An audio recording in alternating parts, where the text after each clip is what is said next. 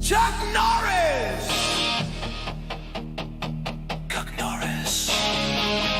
Chuck Norris!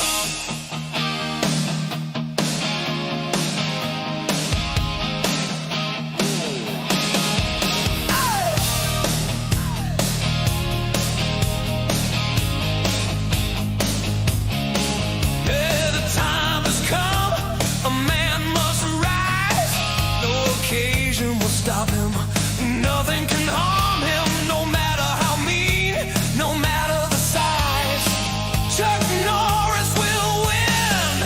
I know you may not think it's possible. When Chuck Norris was born, he drove his mom home from the hospital. I don't know, you may have heard, Chuck Norris can kill two stones with one bird. Listen here, I tell no lies. Chuck Norris destroyed the periodic table because Chuck Norris only recognized the element of surprise. When Chuck is around, you'd better get on your knees, cause when God said, let there be light, Chuck Norris said, say please. He's a man that takes command. He'll rise to any occasion. Bad guys be damned. Let's tell the entire nation. You know Chuck don't take no lip. Chuck Norris doesn't flush the toilet. He scares the shit out of it. You know I don't need to tell you why. When Chuck Norris slices onions, the onions cry. He's never had a cold and never had lice. Chuck Norris counted to infinity twice. I don't know about you, but I can tell you this. When the boogeyman goes to sleep at night, he checks his closet for Chuck Norris. Chuck Norris. He checks his closet for Chuck Norris. Chuck Norris. Yeah! Yeah! Chuck Norris!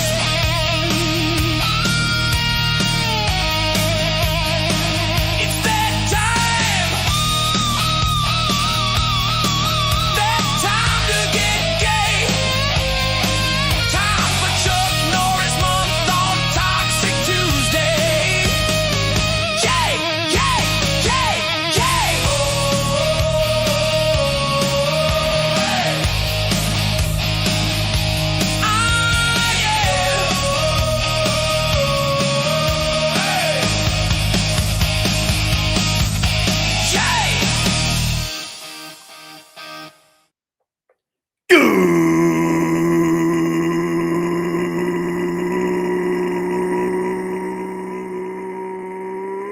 Good evening.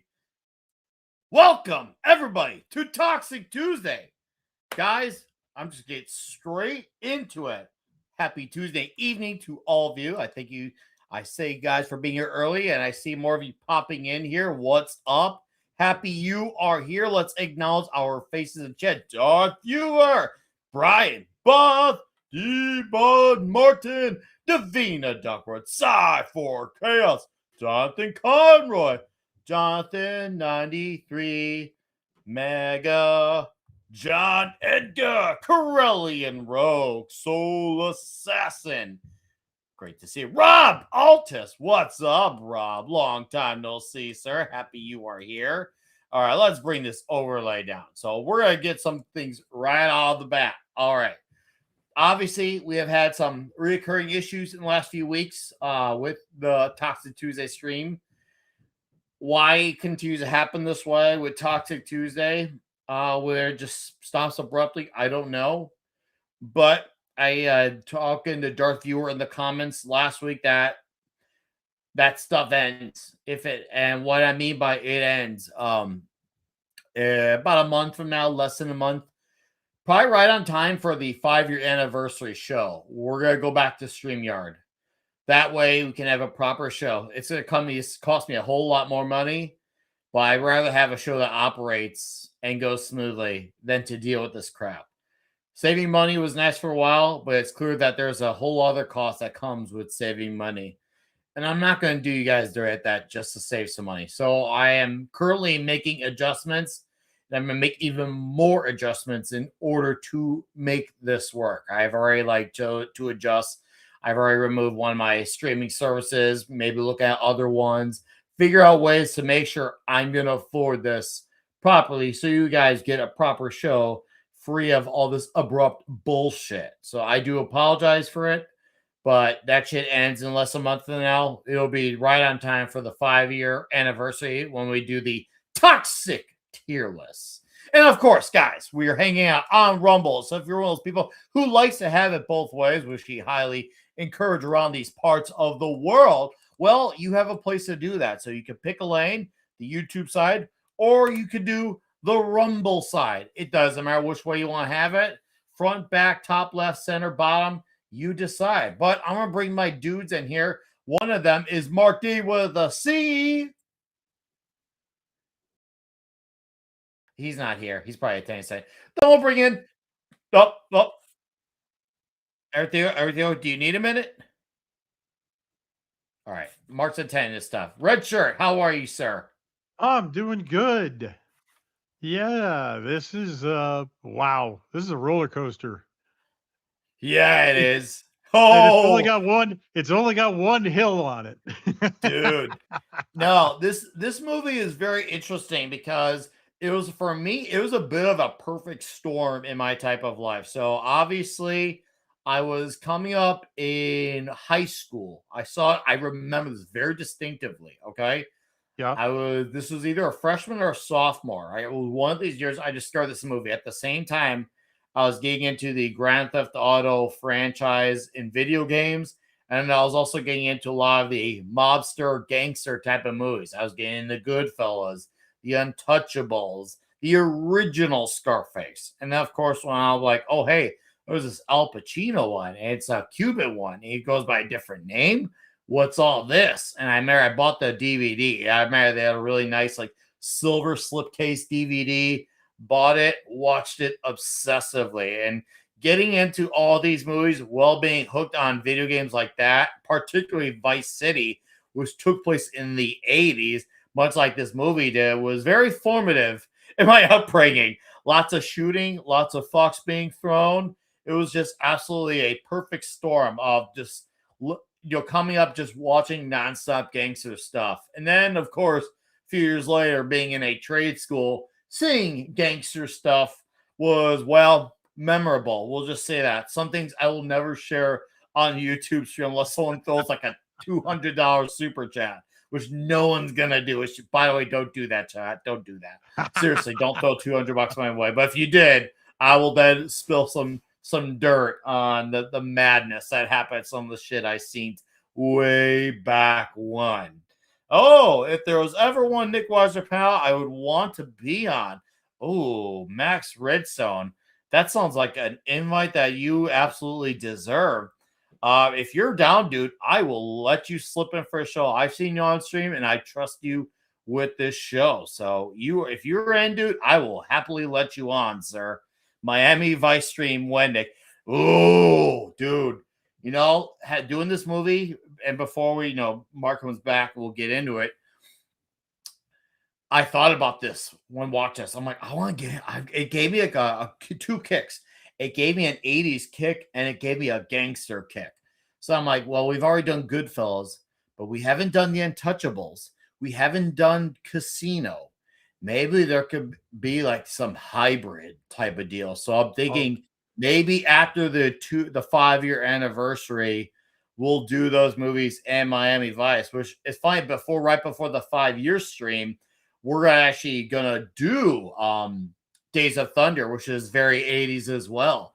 So I'm like, you know what? Fuck it. We're gonna go for the Untouchables, Casino, Miami Vice, and freaking Days of Thunder. A little bit of gangster, little bit of 80s, all the toxicity everywhere. I am all in on that. I'm like, that's it. That's the future of Toxic Tuesday after the 5-year show. It all makes sense. So yeah, I'm glad I watched this movie because it gave me the much needed inspiration that I needed for this. And hey, Tom has the link, and if Paulie wants a show, he can come yell at me. I'm not going to oppose him if he wants to come on. So I'm excited about, but yeah, a lot of memories of this movie.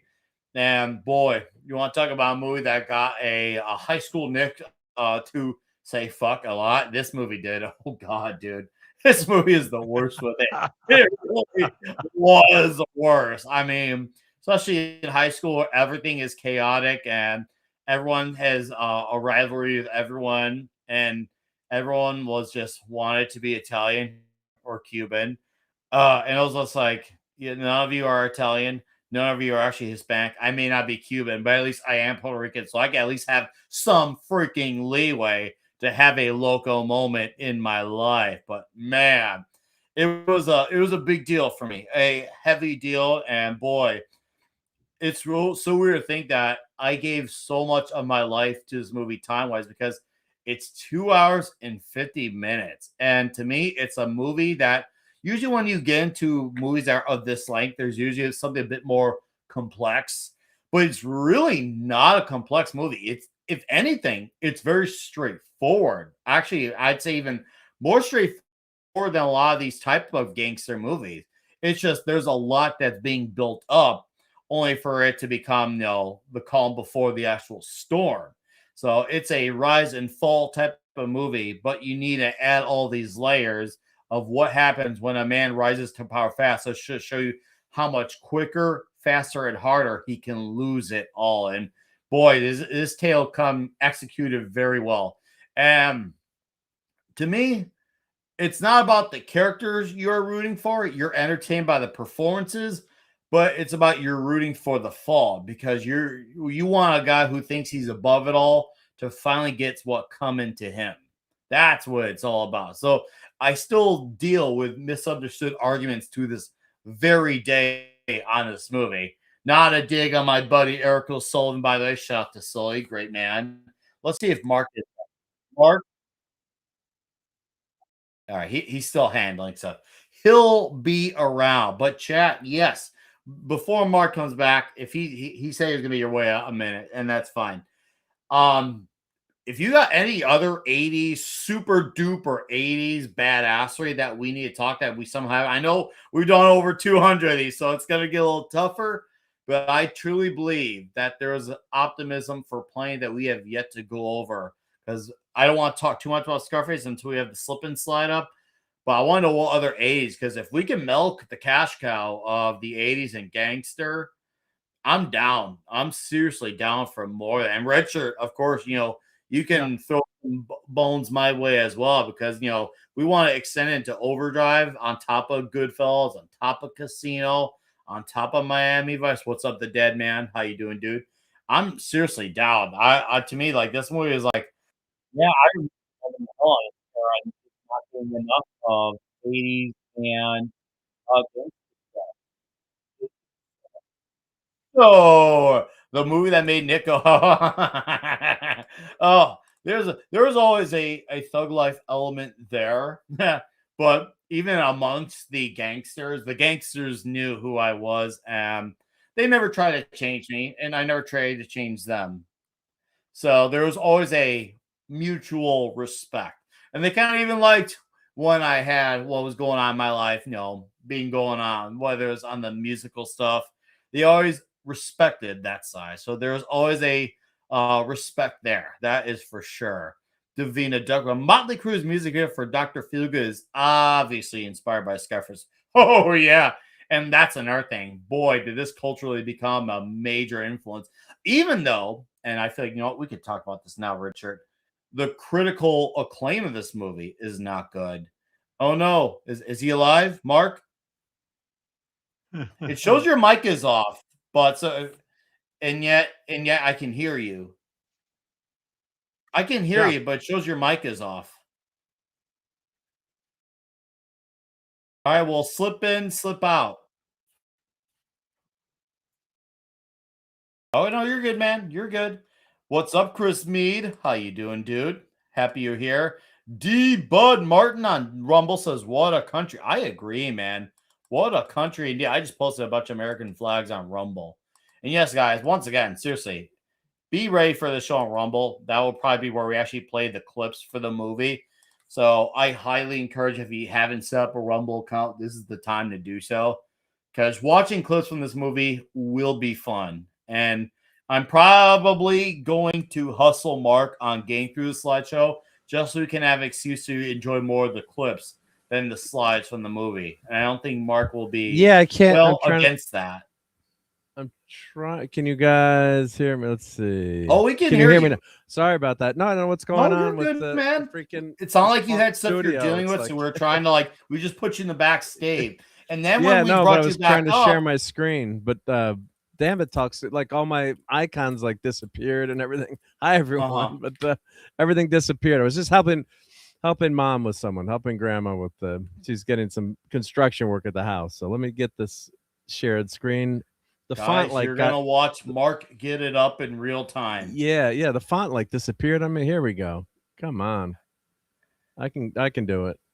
All you right. can do it. Rob Schneider even told me you can do it. Yeah. And I believed Rob Schneider. There we go. When I Here we believe go. Rob Schneider, to me, that's the truth. That's single-handedly There we go. the objectivist truth. Okay.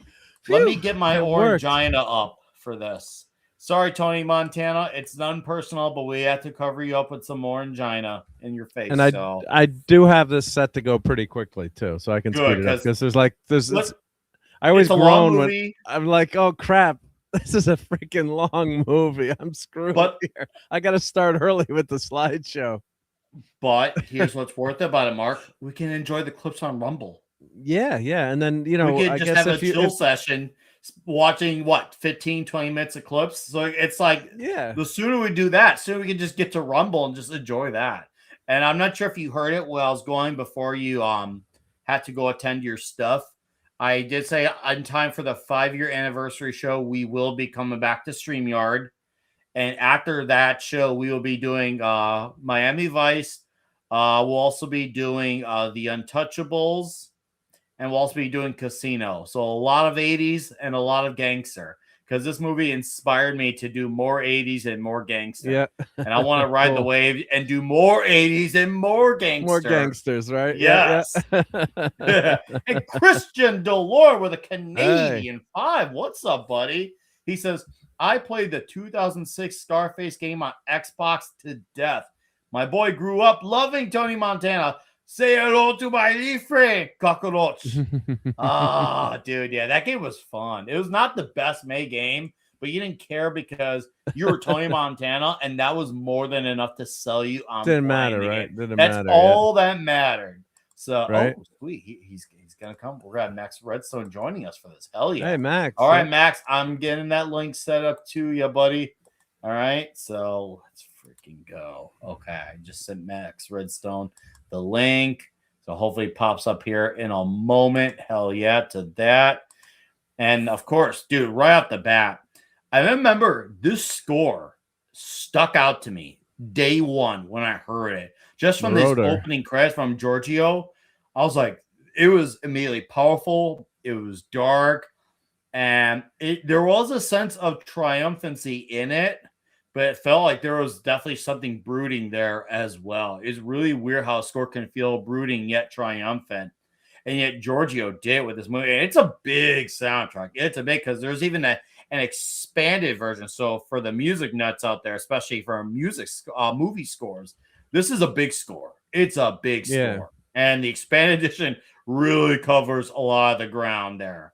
So I'm happy about. Holy crud! What is going on?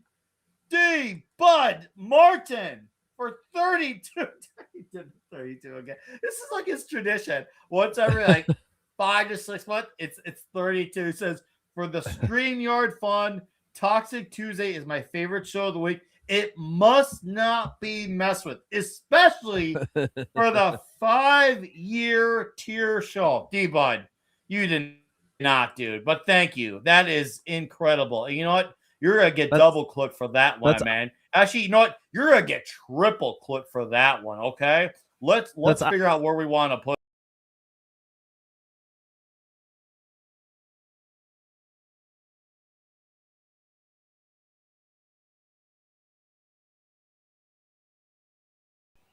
There it is. Australia. I'll be damned.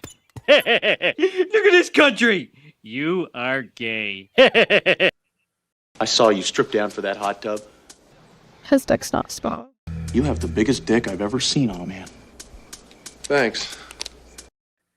Seriously, D-Bud, that's incredible. Thank you very, very, very much, sir. Yeah, we're gonna be big. We're gonna be huge. We're gonna be great for this 5-year anniversary, and we're gonna make sure this show gets even wilder. You know, it also makes this show more powerful for Mark because it gives him a little back control as well. Yeah, because I know Mark likes being the guy in control of stuff. So I'm not gonna argue when he wants to be in control. Yeah, the Talk Studio, God bless him, but just the interface and the clip. That's why I went to Talk Studio for a while, and then I went back because I couldn't control my clips.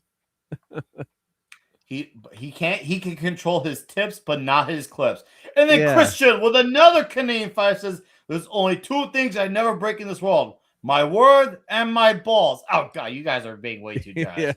Ted says, "I knew El Israel, aka Hector the Toad." Nice. He shared some stories about working with Al Pacino. He was a character. I met him a few years before he passed. Oh, dude, that's incredible. That's cool, dude. That's freaking cool, man. Wow, you guys. Hey, that. By the way, I tried. It was not a plea for money. It was just letting you know what's going on, what changes I'm making. But the fact that you're doing it anyways, thank you guys. Rob, Christian, D-Bud, thank you guys. This show is going to go on. It's going to be great. 5-year anniversary. It's going to be a late one, and that's a promise. We're gonna do Party a all 3-hour show for that one. I will be up at night. I even made sure I took off work the next day. So trust me when I say it's going to be big. It's going to be Will anyone big. be drinking on that show? I'll be drinking. We're going to have pizza on that one too. All right, pizza. So Pizza for everyone. Get a pizza as well. Yeah, get yourselves pizza. If you I might have 3 root beers that night. Dude, you should. You should drink. I'll go crazy. 2 is kind of over the top, but 3 is just completely wild for root beer. Yeah. Dude, do it. You have to do it, man. You have to. Oh man. Okay. So, anyways, let's actually talk about this movie because it starts off right as a shit show, man. Now, Nick, were you? Do you remember anything of the Mario boat lift, or that's before your time? I'm guessing, it was right? before my time. I read into it a little bit, but I know you and Redshirt had more of a information on this without my involvement. So I'll let you guys have the floor on this one. The interesting thing is, as things recycle in history, you could kind of argue the same thing just happened the last 4 years. So, in terms of, emptying prisons and, Castro was brilliant. I hate the SOB, and I know a lot of people he's stolen all their livelihood from. So business people and, people that end up coming here with nothing. And, talk about no kings. Castro has said he has flushed the toilets of Cuba onto America. Yep, that's what he Is that did. Max Redstone? And I am the bright shining. Let me tell you something, Cuñao. I am the bright shining sewage of Cuba. That's the Marinitos, man. Cuba. I said Cuba. Yeah. I like Cuba. that. Cuba. Cuba. Oh, but yeah, you talk about no kings. I mean, Castro, what a bastard, right? That's how communism ends up. That's how communism ends up working, right? There's a lot of really rich people, small group of really rich people at the top, and everyone's extremely poor. So Castro was smart. Yeah, he's like, let me just dump my prisons here, which has been done in the last few years, right? Why? By some other countries, we won't get too political, but why pay for them to be in prison? Let's just ship them to the U.S. And Carter would you can see how incompetent Carter was because there's only 125,000 people, and so just Carter could not. Just one of the reasons why he lost the election too. Just a total incompetent, which is crazy because he's a naval academy grad. Malaise. So you guys, obviously, all of you guys, it seems like you guys all came up during that time. And it seems like, okay, wow, I'm actually shocked because if like Oliver Stone, he's always been, I guess you could say, socially and politically left, but he's also not psychotic as well. He understands story, what prioritizes story. And obviously, we all know that he's definitely had some thoughts on the JFK situation as well. That's for sure. He was doing so much shale while he was writing this. I don't think it'd be safe to say that he wasn't psychotic. Oh, sure. In terms of the drugs, but anyway, that logic, they're all psychotic. Yeah. I'm just saying. Psychotic for everyone in terms of the drug use. This movie was a movie showing you, like, genuinely how bad shit gets when everyone is on drugs. And I mean, clearly there's a misunderstanding about the gangster element and the drug element. Yeah, it's not supposed to be encouraging people to start using cocaine. This was, I mean, if we were going to say it in a sentence, this is not a great movie. This is a really cheap and chintzy movie, but it's a really, really great cheap and chintzy movie. You know. 11 Alpha's got a great comment here. Most of the former Cuban prisoners were political prisoners, so they were welcome, but they were small. Yeah, and that's usually I know there's quite a few thousand of them that were. Yeah, and that's sadly that's what happened when you let in all the good. Sadly, there's going to be bad apples that do come with it. And I've been to Orlando once. I went to a Cuban coffee shop restaurant, which was great, by the way. It was awesome. And I'm glad I went to a local shop for coffee. And it was family run, too. The family was literally in there running it, which is great. And they're awesome. Absolutely awesome. And yeah, a lot of them, they absolutely contribute. A lot of them have absolutely earned their way when they came to the country. They absolutely do pay their dues. Yeah, they just come to the country and just take it for granted. They absolutely pay their dues. There's two interesting documentaries that came out later on, which was the Cocaine Cowboys, and it was made by Billy Corbin and Alfred Spellman, and then they came out later and made another series called Cocaine Cowboys: The Kings of Miami, who were about these two guys in Miami who built up the local market for the product. And it's really interesting about what you about seeing the Cubans were the first ones there, and then the Colombians came in and pushed them out. It's like, you had the Escobar and the Medellin cartel pushing them out, and there's all this violence that anyway, it's a touchy subject with Cuban emigres in Miami in particular. They won't ask whether you're a Marielito, someone's a Marielito. They ask, when did you come to the United States? And if you tell them in the in the late 70s, 1981, then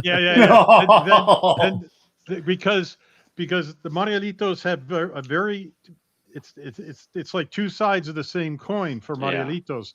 You have the good ones, and you have the ones that gave Cubans a bad name in Miami. Yep. Or just I'm glad you have that perspective in the movie later on. Granted, it's only in one scene, but from the mother of Tony Montana. Well, I mean, you also have that. You also have the scene in between the Cubans and the Colombians, just in the motel scene. But it's a little bit. Do you guys think that this girl was a plant? That's why. Do you think she was a plant, or just happened to think this dude was, Oh, this really was handsome? Just the 80s, man. This is just what. Hey, even welcome to Miami, Mark. This is Miami. All right. Well, I've never been so lucky. No, this is. Okay. No one stops me in my convertible. I got two. I got octopus. I got octopus coming out of my freaking ears, man. Christian with the Nerd Canadian 2 says, "How'd you get that scar, Tony? Eating pussy?" I love that one. Thank you, Christian. And then I got another one here. D-Bud, I've been in that hotel room in Vice City, where you get a free chainsaw, dude. Yeah. You're bringing back some memories. That's a brutal scene. I want to make note of that scene before we acknowledge that 70s rock fan who's here. Okay. But about that scene, that was one of the that scene had some issues with the MPAA and the ratings battle, because there's 3 times that this movie was sent to the MPAA for ratings for R, and they kept giving an X 3 times until a hearing was set. in order to decide and go over why obviously Brian De Palma was fighting for his R. And ultimately, there came to a unanimous agreement that it was going to be rated R. It's crazy that a hearing was set for this movie, and he ended up using the original cut. So since it is like, well, they're all rated X, so it doesn't matter which cut I use. So he ended up just using the first one. I'm glad because it does feel like we got the wildest version we could get. But anyways, hi, that 70s rock fan. Hi, can we start again now that I'm here? Hello, sir. Rewind. You're right for all the madness. Can we just start again? And the shootings. Well, it starts from the beginning, right? Yes. Incredible score by the 70s. Indeed. We're letting it rip, no pun intended, with the chainsaw, and everyone just going off. And this is just a Tuesday afternoon in Miami in 1981, Yeah, pretty much. 83. We'll just say the early 80s. We'll just call it the 80s. It's a good cut. Oh man, now we're all just going for it. This scene is a cut above. Angel. Yeah, they were talking about making this and just all the prosthetics and how gruesome it was. I mean, oh god. And then and he's like, he never backs down, Tony, either, right? He's just like, cut me up now. You know, he's a tough cookie. Like right away he sizes up the new boss, like, oh, he's you know, he's a wimp. He's not really that, you know, he's not a tough guy that, you know, once the guy that he starts working for.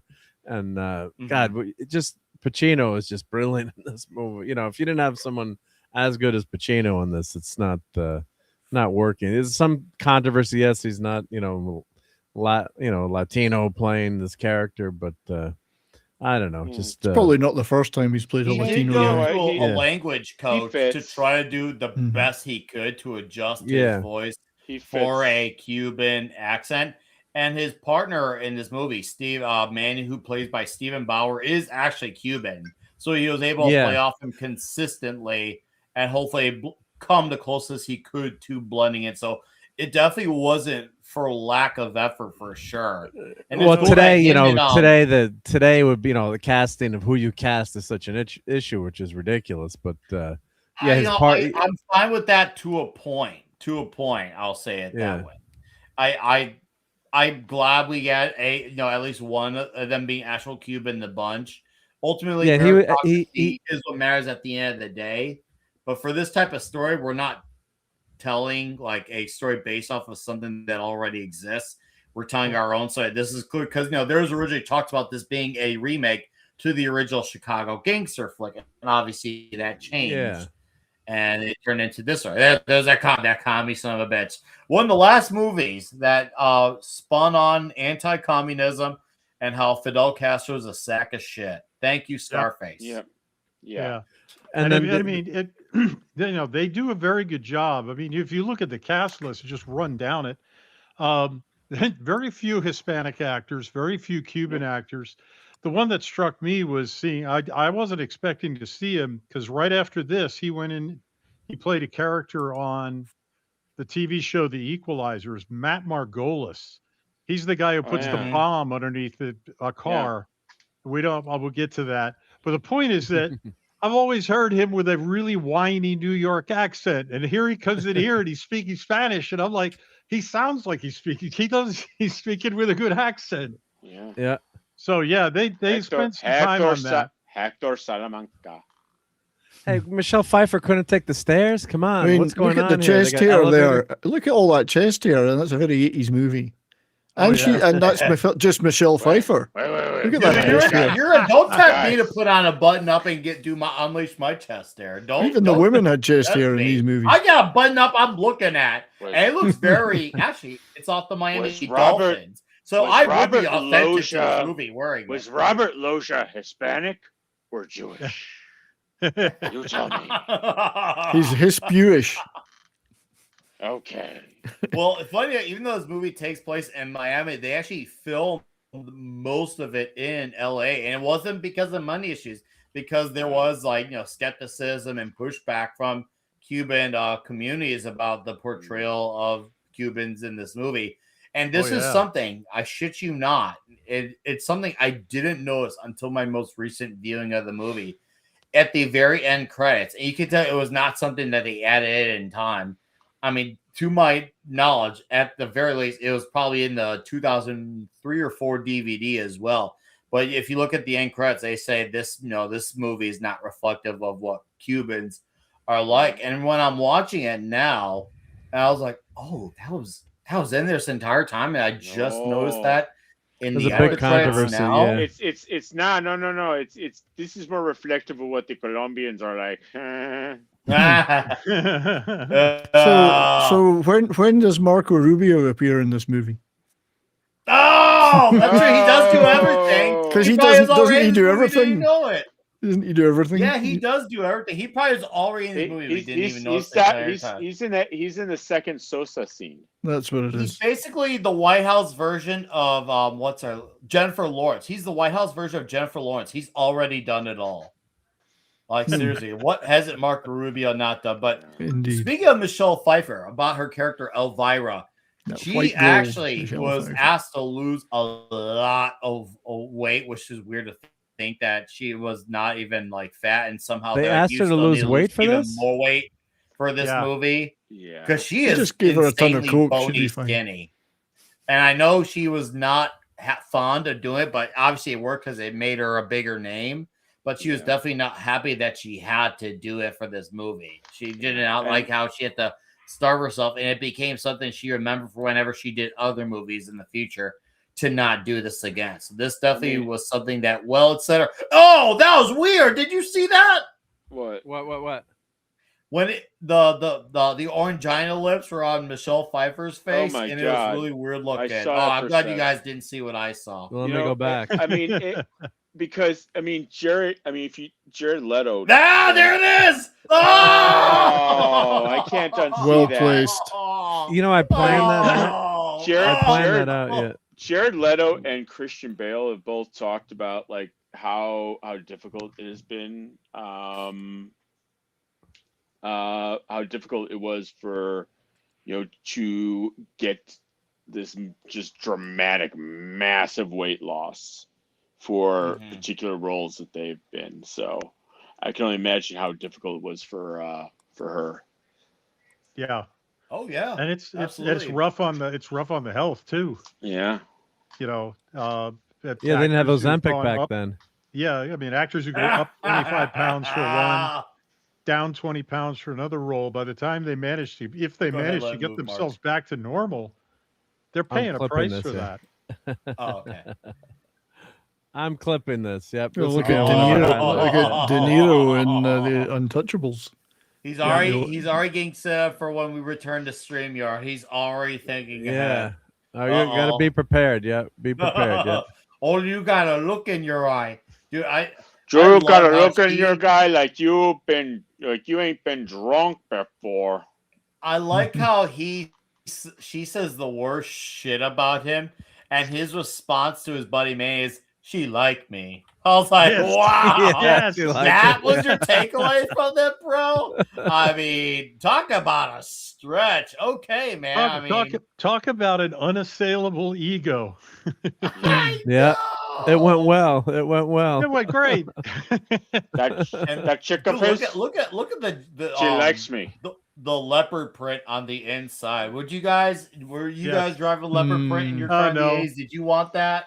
No. Well, I mean, look, I got my license in '92. I had a black on black Cadillac Eldorado. I had a black on black Cadillac Eldorado. A bit of black on black he had. With a black carriage top. Black on black. Version. Did you have a big black coffee while you're on your black on black? Boobs. Look. Boobs. Rewind. Hey. Side boobs.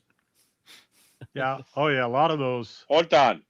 My friend Manny is about to get slapped. Dude, that scene still kills me this day. When Tony looks at those kids, he's like, you're gonna see a lesson in stupidity. And you see when Manny gets the tongue out for that girl, she freaking pops him one. And I was like, wow. It's so funny. See, and that's where you had that rare moment where Tony's being like genuinely nice to kids and basically actually showing them this is not something that you do. Like, This is seriously, how do you. not This do is how kids. not to pick up women. Yeah. First you get the money, then you get the power, and Dude, it's then so much you black. get the women. It really is so much black. And Christian with another Canadian fight says, now that I've seen my second favorite Scotsman, I can go to bed. First is Sir John A. and Rod Stewart Closer. Good night, all. Christian, good night to you, sir. Thank you for Johnny McDonald, first hanging Prime out. Minister I of Canada. appreciate it. All right. I hope to talk soon, man. Okay. Cheers, cheers, cheers. I would just like to take this moment to point out that even just a couple of years ago in South Beach, this would not have been out of place. There were babes in bikinis who were walking around, looked like they were walking around looking for guys in Ferraris. Seriously. Oh man. Oh, I believe you. Yeah, and none of them carried ID. Just even if you're walking down the street, whether you're going to the beach or anywhere, it's like everyone's just ready to swim no matter what, because everyone's walking out of a swimsuit. Whether it's the ladies in the 2 pieces or the men in the shorts or the Speedos. It's like that was all people were wearing. That's now it's all. men in bikinis now. Yeah. It sounds like you know that car. You know what that car's missing? It's missing a bar. They should put a bar in that car. It's got everything else. It just needs a bar. Look at that car. Look at it. Yeah. I like how I love that. Well, that's the car. Porsche 928. So that's Porsche. There's no substitute. So that's a supercar back then for Porsche. So getting away from I actually looked at some numbers. That car today would be at least according to IMDb's 2024 adjusted for inflation. This would be 135,000 as of 2 years ago. Wow. Yeah, it's That's one of the all-time dude. classics. I mean, I happen to love it a lot. Some of the Porsche purists don't like the look, but really an amazing car. Was their supercar back then, but it's got one problem that actually killed it. It wasn't the front engine. It was the wiring. Yeah. The car has more electrical gremlins than a Looney Tunes cartoon. You had to skimp somewhere, didn't they, when they were making it? Yeah, someone's got to keep the bar low for Jaguar to shine, I guess. Indeed. Oh, see, I would not. I've only been to Orlando twice, and the last time was 4 years ago. But I'll take you at your word that I've never been to Miami, so I wouldn't know. Oh, Miami is wishful thinking by Nick. I never saw anyone. Hey, I don't have a wishful. I'm just judging by the observation of what I'm seeing in this movie in the 80s. I wouldn't know. I'll take you at your word, man. I wouldn't know, and I don't know better. This just seems like that was the culture at the time. If I'm wrong, oh God, he tries to forcefully make a move, and then he wears her hat, bro, which actually was fucking hilarious. And that scene was that was not planned. Pacino just thought that would be a funny bit to add, and it actually made her laugh, like genuinely, not just for the movie, but it made Michelle Pfeiffer laugh. She thought that was actually hilarious. And that's smooth game there, unlike Manny with the tongue, not the forceful kissing, but the hat part. The hat part is good. What, the forceful kissing of his mother? Oh. Oh God! What a wild conversation! Like, and this is where he obviously made Gina his sister, and boy, Mary Elizabeth, whatever her name is. Mastrantonio. To me, she's always been Gina. She's always the woman who drowned in the abyss. I don't even know her actual name. To me, she's just always been Gina. Gina to you. She's Gina to you. Oh, Gina on the Gina. There's a Gina under the Gina, or is it the other way around? With a Gina over the Gina, or is it? See Gina what's written on the back? Fuck you. Gina from Tony Always. No. Mary Elizabeth Mastrantonio. Mastrantonio. It's clear that their mom is like, yeah, whatever you're doing, Tony, you haven't changed from when you were in Cuba. And that's where you see some of the biggest initial pushback. I don't know why he just didn't take over Cuba. I mean, why didn't he just kill the Castros and take over? He's so good. No, He's he so good actually at taking probably over. would have been better for their country than Castro. Yeah, exactly. Not that it's someone you want to root for in general, but comparatively Well, he would have got the speaking, casinos open he'd have been again, way wouldn't better. he? The Yeah, casinos he would would have have been been way open. better. He's a better, more preferable type of criminal. You know where you Yes. are with a psycho if he wants to make. At least he wants to make money. You know. Yeah, I was gonna say he wants to make, and he wants others to make money because then he hopes to make money from ours making money. He's a criminal, but he's also a capitalist. So yes, he's a capitalist criminal. So I'll take that over a shitty ass douchitarian fucknut communist. So you know what? Okay, fine. That is the much lesser of two evils. Much lesser of two evils. Wait, let's call the State Department. This is we have the solution to Cuba for them, and wrapped in a bow. Guys, we figured it out. We know what needs to be done. Let's find the closest thing to an Antonio Montana. Oh man. Despite being Italian, she looks very much like Cuban girls I knew, even the hairstyle. Oh, that's cool. See, once again, they were trying to make an effort. Like even they were doing up the parts of California that they were filming to give it more of a Miami look. If you look at the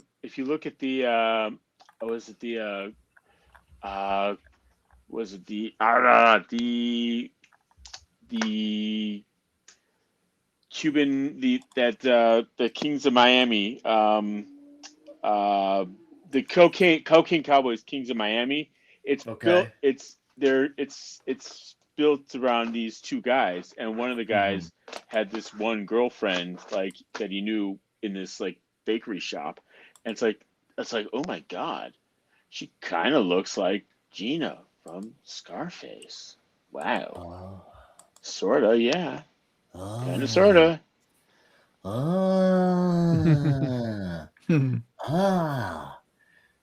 You're gonna beat yourself. Yeah. And then this is where you see the first cue that Manny likes what he sees in Gina. And of course, Tony being Tony is like, don't you fucking even Get your hands off my Gina. And that's where you stay away from that Gina. No one's good enough for his Gina. That's right. Or is no one good enough for his Gina? Gina. There's a reason we have Gina on the screen. Also, to the right, is that the dude from Ace Ventura who says Ventura in the beginning of the movie at the apartment? He's like, oh, yes, Satan? Oh, sorry, thought you were somebody else. He's like, never mind the wisecracks, Ventura. Do you guys remember that scene? Yeah. I think that looked like that was that guy, the landlord from Ace Ventura. Never mind, he's not. Now he's gone. No, that looked like him. Maybe I'll have to look it up. Yes, actually, I wouldn't say it's solely the peak. I feel like he actually has a few peaks, but this is one of them for sure. I would say I would definitely. I think his peak is well. One could say that his definitive peak is Scent of a Woman. Scent of a Woman's good. I like Scent of a Woman. I do like Scent of a Woman. I would agree with that. Yeah, I think he hammed it up a bit in that one. He hammed it up a bit. Devil's Advocate is pretty good.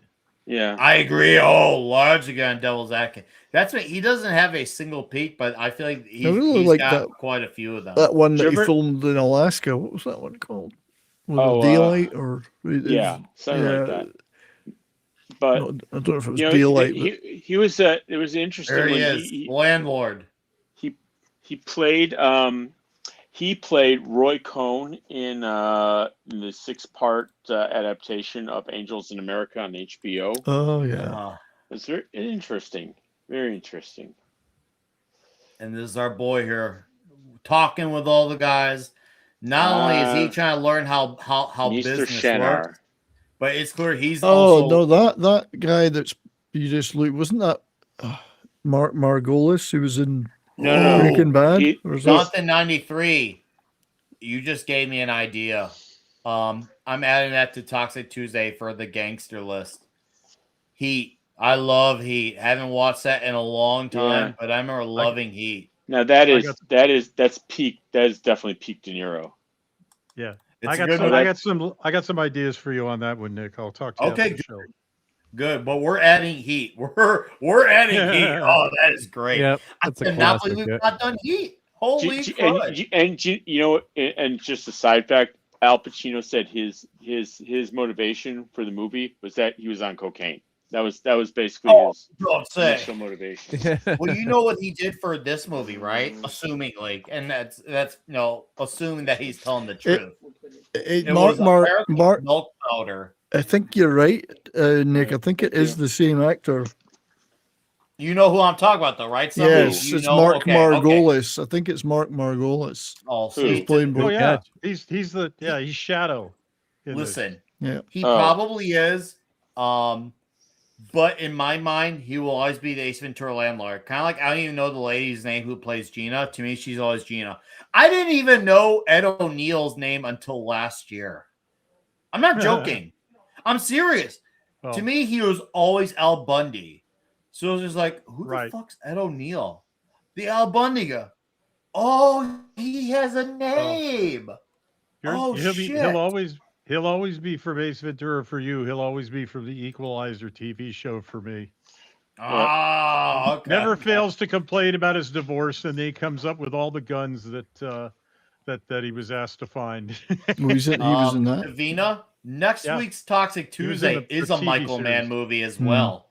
Next week we're doing Tom Cruise's Collateral, which maybe could argue is a bit of a colder type of gangster. Tom Cruise rare movie as a villain. Oh man, I love that's a pretty cold. It's a pretty cold.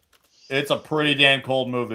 I can't wait to do it. I love Collateral. It's one of my favorite Tom Cruise movies ever. And it doesn't get the same amount of love. Like the people who know it love it. But it's not one that a lot of people have seen from him. I think we're probably forgetting that Pacino was pretty good in The Godfather.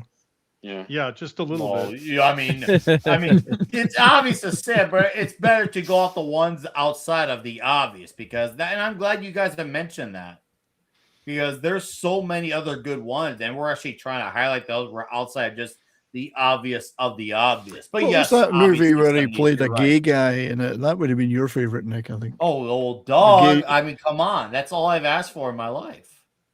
Which one? It was a gay. What was it? A gay. Oh God, what was it? It'll come back to me. Watch it. Seriously, watch Collateral. Tom Cruise, Jamie Foxx is in it. You get a small cameo. Tom Cruise was gay or Al Pacino was gay. Cruising. That was it. Cruising. Cruising. Yeah.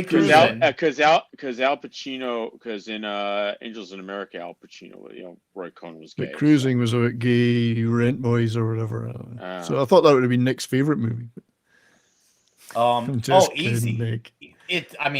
Let's think what else he was. They probably didn't like that. It was not some pretentious, artsy fartsy bullshit piece, and they're probably also looking to say, "Oh, this is glorifying violence." They hated the violence. They hated the fact it was stereotypes. When the movie is actually condemning a lot of these things. Yes, you need to show how bad things get before true justice happens, whatever that justice looks like, or the closest thing to it. You need to show how truly bad it was. And I do appreciate Oliver Stone.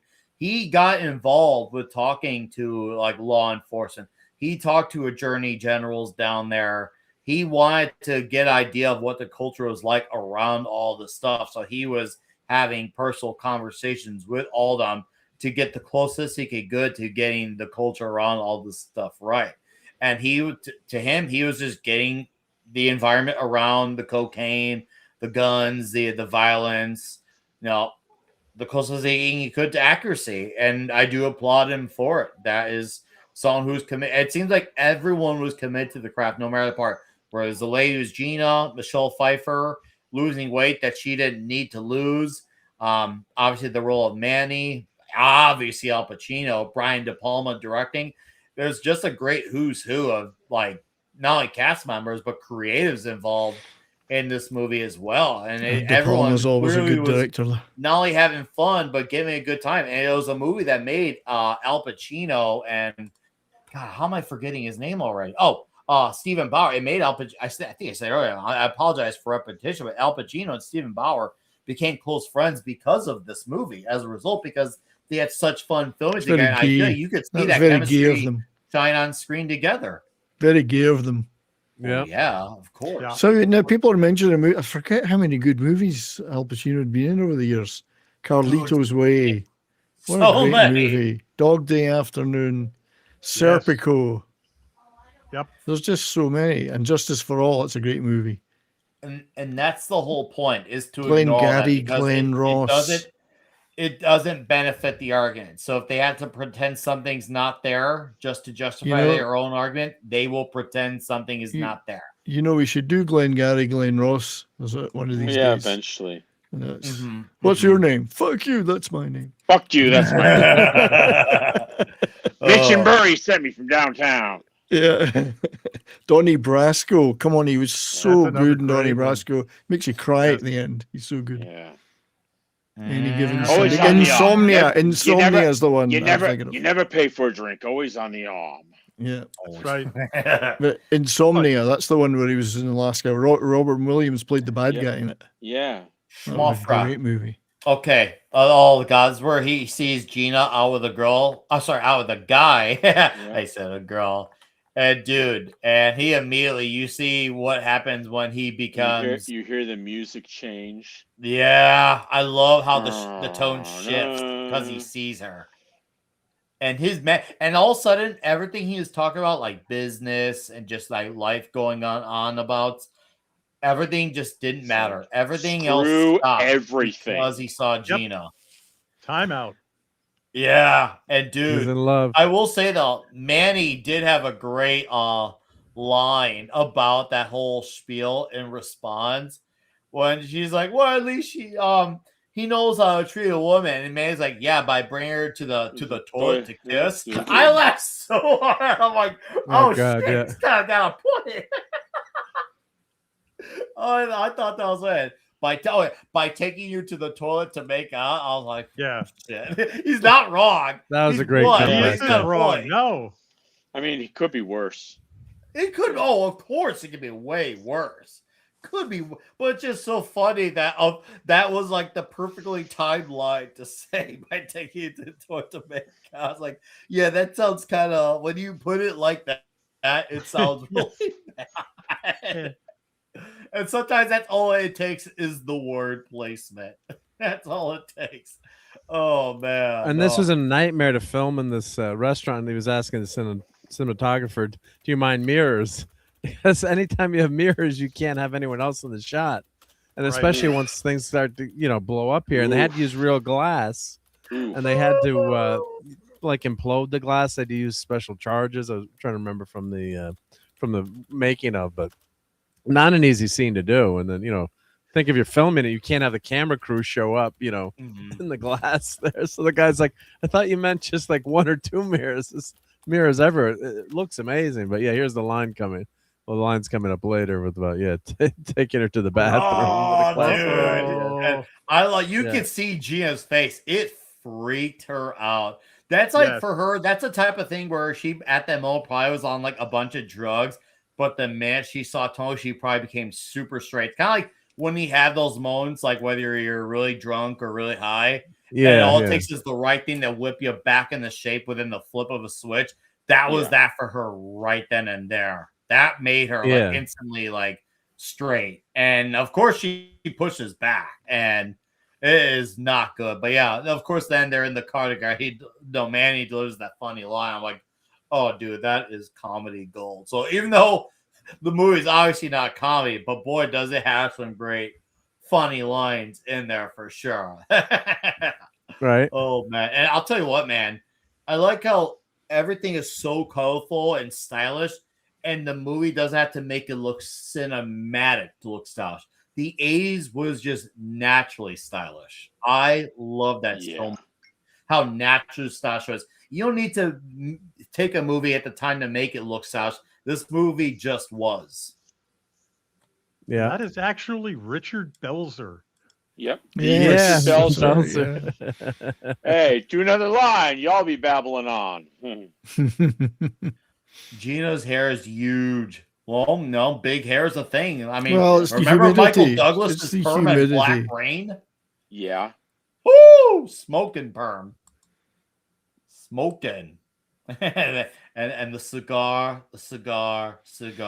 See, Brian De Palma always has stylish-looking movies. They always look good. And yet, Yeah, his they do look movies great. don't look like they have a look to it, but he's not taking away how things look. Because usually there are some movies where I like where there's an emphasis on a particular color. I think that's good for some movies.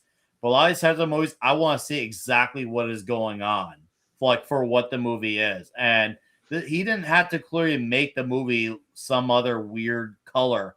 It just, the age is just popping with colors everywhere you go, from the architecture to the colorful scenery of Miami, obviously, to the outfits, the cars, everything about it had style. It all had pizzazz, up to the little smallest details, all had flair and pizzazz to it. It's like, man, I would have maybe had too much of a good time living this time. So it was probably actually good that I wasn't born in 77, because I probably would have not made it. I know. A lot of people didn't. I heard. I often lament what would have happened if I was born like a few years earlier than I was. Drugs. Lots of drugs. Pretty much. So much drugs. Yeah, leave a good-looking corpse. Man, that's the thing, dude. Like, the amount of alcohol I've consumed in my life would probably be enough to wipe out 500 Russians. At that time, it would probably be enough to wipe out World War II. It just, me versus a potential 80s Nick. It would put current me to shame. That's for sure. It would not be in close. But boom, boom, boom, shootings going off, and shit is becoming a shit show, and the gangsters be gangstering around these parts. Let's get into another piece on Griselda Blanco, who was one of the big main gangsters from Colombia at the time. Her main guy, a guy named Rivi Ayala from Chicago. He's like, he once saw the movie with his girlfriend. He's like, and it's like, well, with that scene, was it realistic? It's like, hell no, I would have got him. I've heard some comments I hear people say about how this movie so over top. I'm like, okay, and it was clearly intending to be that. That's the intention of the movie. Yeah. Yes, there's some truth in here in terms of, I guess you could say, the drug stuff, but in terms of the shooting and violence, it's clear that was meant to all be exaggerated for the purpose of entertaining you for a wild movie. Yeah. Oh, dude, I would have felt the need for speed. See what you did, JT. That was good. 2 references in one. But in Turkey, and why they did this, I will never understand. When they had this movie released in Turkey, it was called The Sicilian, and yet not one Sicilian that I know of is in this movie. That's a bit weird, isn't it? That is weird. Right? Like, they really just kill you guys. Maybe Scarface is like a reference to something that they I don't know, something that's culturally sensitive there. I don't know. Well, that's gang retarded, so fuck that shit, bro. Okay. Did you know Glenn Close actually almost got the part of Elvira, but the producers didn't find her attractive enough? Yeah. No. I agree. I think that was a great decision. That was their argument, and they laid it straight out. They weren't like, they didn't water that shit and sanitize it down. No. They just said no. I'll say that would have been interesting, like the final scene, but no. But the Sicilian, man, what I'm still like, what were they, guys? Let it go. Let's let the cultural sensitivity go, man. Also, James Woods, I found this one funny. James Woods, one of his whole things was with this movie. He said, I'm all for any movie whose lead character keeps a grenade launcher in his living room. Anyone who understands James Woods' let's just say his political leanings. Yeah. Well, that comment makes a lot of sense coming from James Woods. Do you know how James Woods got his role in Casino? He managed to leave a message for Scorsese. It's like, look, just 8 words, and you roll, any place, any time, any amount, any cost. Mm-hmm. Scorsese called him up for the role of Lester Diamond in Casino an hour later. You know, I'm glad you mentioned that because that reminds me of a segue. I remember seeing a tweet with James Woods. I can't remember if it was a year or two back, maybe 3, one of them. But he was talking about how he'd go out, like have, eat with Oliver Stone. And he said, obviously, they're both very politically different, but they both love story and making story a very important thing when they both come to their craft. And I thought that was really cool that they maintained that that very respectful friendship throughout time, and nothing has ever kind of come between that. Yeah. By the way, this is where we see Tony's assessment of the boss. Oh, be right. Yeah, 100% this was right. Wild, brutal. Yeah, this was especially when he said like he was on his knees begging for practically about to kiss his feet. Harris Yulin. Like, I'm not gonna kill you, Manny. You do it. And I felt like at that moment, this movie had officially changed. This is where the movie starts like really transcend, and you can even feel like a tonal shift, not just outside of like the score, but now it's like, okay, now we're officially at the top. We're now the unbeatable guys. We're running the show. This is all about us. This is all about us living the life, being the best and craziest we can be with everything we've got. Yeah, now he's Truly. face to face with the narcotics cop. Yep. Who's crooked, and no, of course, so. But he's told still, him he's it'd still be- got the attitude. I can't told him it'd shoot be a bad cop. idea. Who says whoever was one? Yeah. It's funny how a lot of what Frank warned Tony about kind of ends up coming into fruition. It's like about all the shit. I was like, Tony, Frank was warning him, but Tony really thought he could do it all with the drugs and the house and everything. And I really feel like once he kind of had right when he gets Elvira, he even says like, with the right woman, there's no one stopping me. And it kind of like adds that whole notion behind every great man is a great woman. And I think once he had it, that was like, oh, hey, that's it. Put a rocket strap on me. We're taking off. And you really do see him become a whole other man. You could see like he was like obviously observing his territory, learning the game, picking up on things, and like, planting seeds and spots for his like inevitable takeover. But man, once he went in, he went for the super kill. He starts to become a bit of a chaser. And that, of course, when they played the official, I guess you could call it the closest thing to the official score song in the movie. That's where you see, obviously, after he gets Frank killed, and you start to see that whole message. I think it was the blend saying "the world is yours." And I remember that being such an iconic image to my high school brain when I first seen it. Right here it is. Speak of the devil. Yeah, the world is yours. Yep. And he's got Michelle Pfeiffer, Elvira right there. Yeah, he's got everything, right? Yeah. So, God, what a fast rise up, right? Oh, yeah. And that was clearly the whole gist of it. It was about how this guy came in here with, I guess you could say, the reverse version of the American dream. Well, of course, what I mean by the reverse version is not obviously becoming poor, but going about success and becoming rich and getting it quick, but by doing it in all the worst and wrongest ways possible. Least sustainable ways. Yeah. Yeah, he didn't even have to run for office. Say that again? He didn't even have to run for office. I know, that would have been the easy way. I mean, the prototypical American dream is supposed to be life, liberty, and the pursuit of happiness alongside law and order. And this is like totally anathema to that. Yes. I don't know. I think the prototypical American dream is outlined in this movie. Poor man rises to the top, sleeps with Michelle Pfeiffer, and then kills everybody after snorting an enormous pile of coke. How much more American can you get?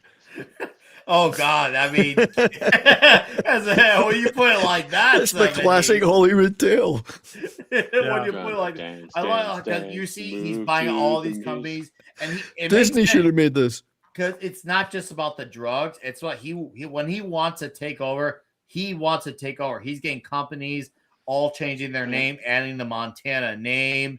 He's getting married. He's getting friendly with the bankers and friendly with the politicians. Nick, wait a minute. You can tell he's an important man. He's got a lot of plinths. Oh! Look at those plinths. No! You can tell how important he is. He has so many of them. He has so many plinths. And they have statues on them. Yes. Look, they're hard and soft. And there's many. This is where Gino, yet again. This is where as he reaches the top and the blimp tells him the world is yours. He's sowing the seeds of his own destruction. And if you remember from Goodfellas, why did Paulie, the crew capo in Goodfellas, not want the guys selling drugs? Because it raises the profile too much, and the wrong people start to take notice of you. Like when you buy Tony the Tiger for your the Tiger for your house. Yeah. This guy is out there loud and proud, going, "Hey, you guys can't touch me." Well, that's a bad attitude. You sure about that? Yeah, exactly. Sure about that? You sure about that? I think that was actually an interesting turning point in the movie for Tony's character, because at the exact moment he thinks, "I made it, I did it." He can't leave well enough alone. He can't live quietly. He has to build the house, get married, do this, do that. But I'm a partner. No, it was a junior partner. Yeah. And, I mean, look at the throne he sits look at behind. The pelican fly. Come on, pelican. So, yeah, those are flamingos, you retard. Go ahead, Red Shirt. Yeah, no, it's fine. Sorry. He's doing things that a regular businessman would do, like talking to this banker, except that he's talking to the banker about how to launder money, and the banker's telling him, "We can't launder any more money for you, Tony. The amounts are too big." Yeah, the IRS is coming down on us. It's like with money laundering, it's larger amounts do not incur volume discounts. Right. You do. Yeah. So Tony, I get why he thinks he could do this, because he feels like with the money and the power, he could do it all. He could just say it all. And because he has the power, he can do it. He doesn't really feel like he can be beat. He feels like, as long as I have this, I can negotiate anything. And obviously, there's one thing that you can't escape from, and that's death and taxes. And well, those are two things you see pay off in this movie. Death and taxes when they talk about tax evasion, because now if he tries to get some good accountants, but hey, no, I'm just saying. I say that as a Jew. Guys, guineas, I don't trust them. And and that house, dude, man, that is one smoking house. I will say. Yes.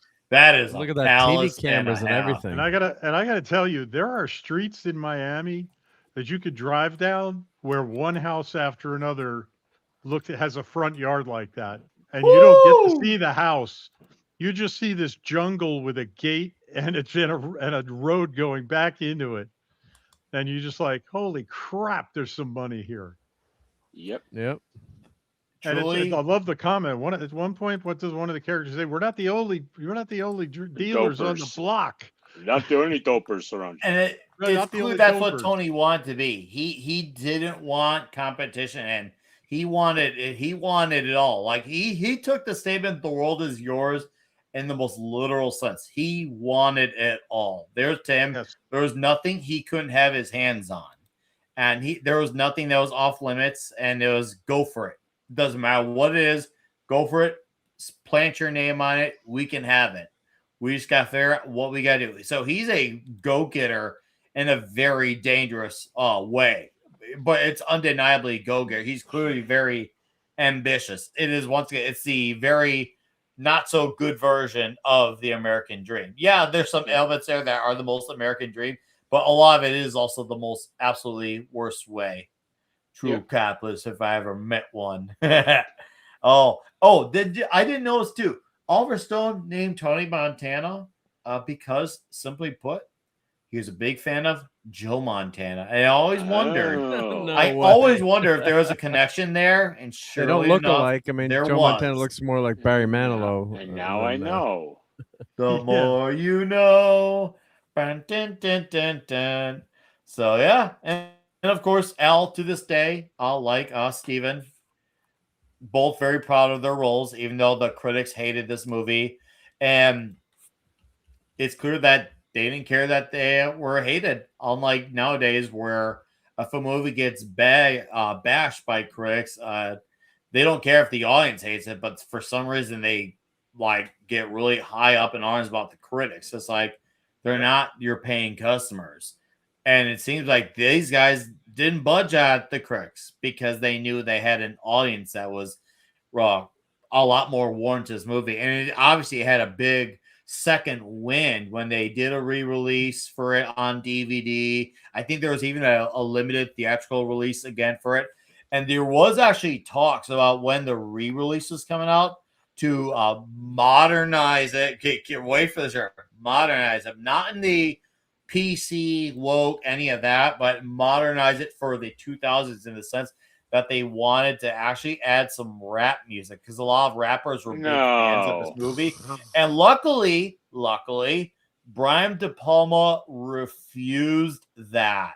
Because what they wanted to do is take away DiGiorgio's score. They wanted to make it a rap oriented music because the rap community likes it. And I get why people want to do it, but I'm glad De Palma's like, no.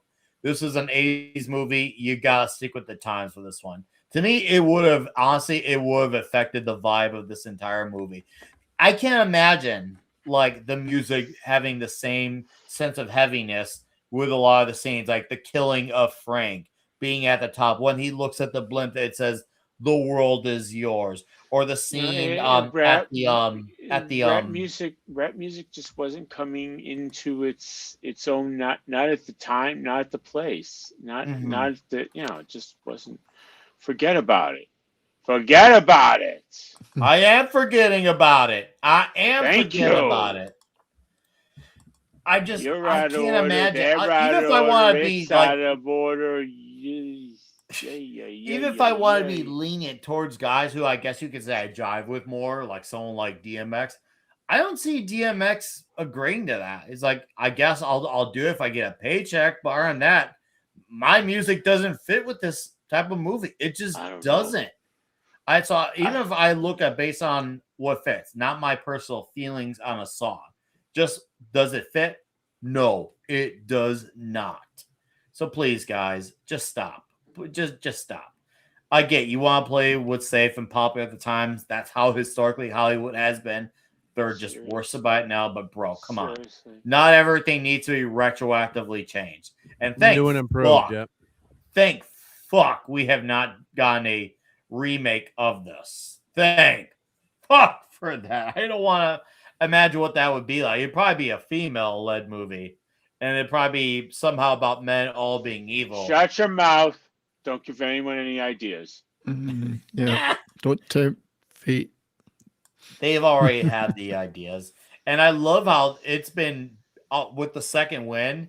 Because of the second one, you've seen a lot of like merchandise coming out, whether it's from bands, wrestlers, all basing around Scarface stuff. Like I remember I had there's a band called Ghost, and I had a cool Ghost shirt I got from their 2014 tour. And they had the singer in the band, Papa Emeritus, but dressed like Scarface. And Eddie Guerrero had a shirt as well. And it was kind of famous since he was the whole Latino Heat thing as well during his days. I think it was right around the WWE Ruthless Aggression era. So Scarface merch was taken out. The video game was big. And I remember as I was going to, a lot of my buddies were discovering this movie for the first time as well. And I don't know what those guys for you coming up. Was this ain't for you guys? Did you see this right away, or were you guys brushing this off? 70s. Where were you at this one, since you were from the different country and all? Well, sorry, just reiterate that again. I came up when this was the second wave of the movie coming out, and everyone's getting into it as a youngin. you guys obviously are from a different timeline seeing this movie. What was it like for you 70s and getting this movie considering you were from Well, because I saw this in the cinema when it came out. Oh, you saw the theater, dude. So where were you yeah. At? I mean, He's old. It. I'm old. I'm old. I mean, I saw this in the cinema. Fucking loved it. It's just right on my street. I'm a big Brian De Palma fan of his movies, so this was just awesome. Absolutely loved it. I love shit like this. What can I say? I could imagine how good this would have been in the cinema. I was 14. I was only 14, and mommy wouldn't let me go. Coming out of that, like my next door neighbor had a birthday party to go see Excalibur, and I wasn't allowed to go see that. And then, of course, I think the mom actually kind of regretted that. If you remember the Uther Pendragon scene, right away, like, oh, maybe this is not a good idea to bring a bunch of 14-year-olds to this. She got a good look at his Uther, that's for sure. Yeah. So, but I can only imagine. Like, this is the kind of movie that, I mean, as much as we have these big screens now at home, it still can't. Oh, it was great. I mean, that was the era where there was just four great movies every week, but you could guarantee you were going to go see that. If you went to see this, you were going to love it. And I did. All right. You knew it was going to be good. Off subject. I can't believe I'm actually going off subject, but I have to. Guys, we're in a rare moment where there's several movies in the theaters currently playing that people are liking. Michael, Still Project Hail Mary, Mario Galaxy. I'm hearing a lot of people saying Obsession is good. And I saw The Sheep Detectives, and it was outstanding. And I'm going to rave about The Sheep Detectives and why you need to see it. It was a fantastic movie. It is my number one or number two movie of the year so far by a landslide. Between that and Project Hail Mary, it's neck and neck. Seriously, The Sheep Detectives is freaking awesome, and you should do yourself I could find a copy that wasn't in Spanish, but and see it. It is so damn good. It is a see movie in theater type of movie. And if you got kids, your kids will love it too. And the adults love it too. Think when family movies were a pretty big deal in the 90s, had deeper themes in it that kids and adults can mutually enjoy and still understand. But then throw in an era of British mystery into the mix, and then boom, The Sheep Detectives. You wouldn't try and pull the wool over our eyes about it, would you? Oh. Only for you. Only for you. Only for you, that 70s rock fan. Only for you. Well, I just looked up what other movies were out at the same time. So the weekend this opened, Sudden Impact, Clint Eastwood's Dirty Harry. Opened the same weekend as Scarface. I went to see that, yeah. Yep. Terms of Endearment, Jack Nicholson, Deborah Winger. That's a chick I didn't flick, go see that. even though Jack's in it. But that was a massive hit. Yentl. I did not go and see that. Barbara Streisand musical drama where she pretends to be a guy in that one. I still think Lentil would have been a better title. Yeah. Two of a Kind, John Travolta and Olivia Newton-John. Uncommon Valor, which we have to do on this. I did go to the cinema to see that. Yep. They were all different. There were different times they were released in Britain, but I did go see those. Yeah. Yeah, Christmas Story with Ralphie. Mortal Kombat 2, but The Sheep Detectives is just better. I'm saying, and I enjoyed Mortal Kombat 2. I really did. But The Sheep Detectives is better. I will outright say it and not apologize. Opening that week too. The Right Stuff, the amazing, astronaut. Well, I definitely saw that. Christine, Stephen King movie. Yeah, I went to see car. that too. Yeah. Never Say Never Again. I went to the Big Chill was still see playing. that. Yeah. So look, So wow. I mean, you could go to 5 movies a week. You could go to 5 movies in a week. It was easy to do. It was so that good amazing. Stuff. So Mortal Kombat U. That's a good sheep movie. Mortal Kombat U sheep movie. Okay, back to Scarface. I was actually, and this could have just been high school me, but it actually took me off guard when Tony Montana got busted at that scene. I was like, oh, fuck. Because, I felt like it was going to happen in the movie inevitably. Like, I could feel like something was brewing for him to, something go wrong. But I didn't think it was going to be at that moment. And that's what shocked you, right? Yeah. It actually shocked me. And then, not only did that happen, that was the first domino. This is the second domino right here. And little did I know at the time, this was going to be the very last scene we see of Elvira in the movie. I thought after this argument, oh, maybe she'll turn up, whether it's like she tries to kill him or he even tries to kill her or something. But no, that's actually it. We don't even hear about her for the rest of the movie. And they have a hard conversation because apparently she can't get pregnant and he wants kids. And she kind of brings up a good point. Like, what kind of dad are you going to be with the life that you lead? Yeah. I was like, you'd be alive. You're right. You would never be around. I got a fucking junkie for what I get. And I get it. Yeah, she's not so great herself either. But yeah, how is it? She's self-aware, though. At least she realizes she is self-aware. She's aware that, yeah, I wouldn't be a good parent, but guess what? Neither are you. So, yeah, I was actually shocked that we never saw for the rest of the movie because usually, like, such notable characters have a good reason to come back. And I don't think it hurts the movie that she did. It actually, to me, is logical. But it really, like, threw me for a loop that we never saw. And it's something that I had to think about her. Oh, yeah, shit. We never did see her again. Because this is the time of the movie when he's facing consequences. Yes, we'll take it away. Max, you haven't had a say in a while. As I said to Sai in the chat, I would never pull my Pee-wee in the theater. Sure. No, he would. He is facing all of his consequences at once, and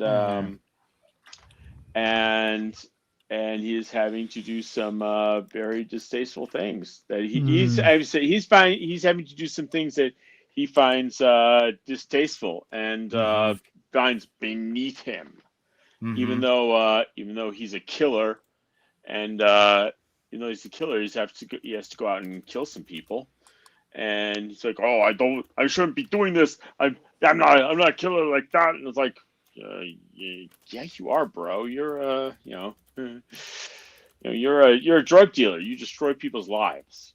Live with that. Here's the closest follow-up we had to Tony Montana. It's like winning. I don't know, man. I was banging 7-gram rocks and finishing them because that's how I roll. I have one speed. I have one gear. Go. Fucking the Sheen machine, Charlie Sheen.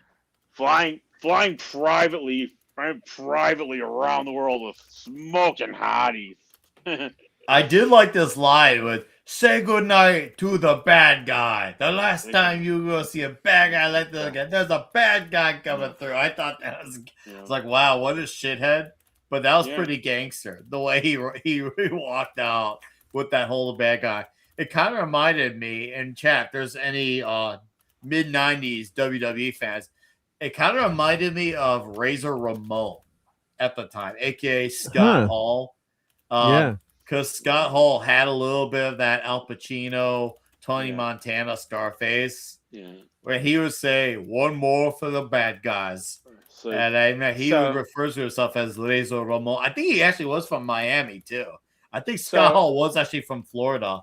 Winning Montana. Oh, dude, that's a name. Winning Montana. So basically, he's got to just blow up this guy and his family in a Citroen before they get in front of the UN, and he's scot free.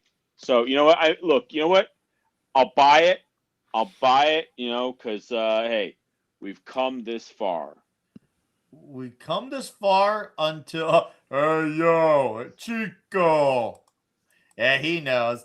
But this is where you see the closest thing to a code kick in for Tony Montana. He has a moment where he actually maybe could get closer to, I guess you could say, getting away with it.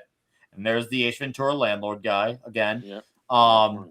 And he goes against it because one of his whole big things is do not hurt mothers and children. And he held the line on that. He really, really held the line on that. Like, as he's on the car, knowing that these guys could, pull out a gun at him, and he decides, no, I'm going to strike you while we're driving. Like, and you can see how uneasy it makes him to even consider it.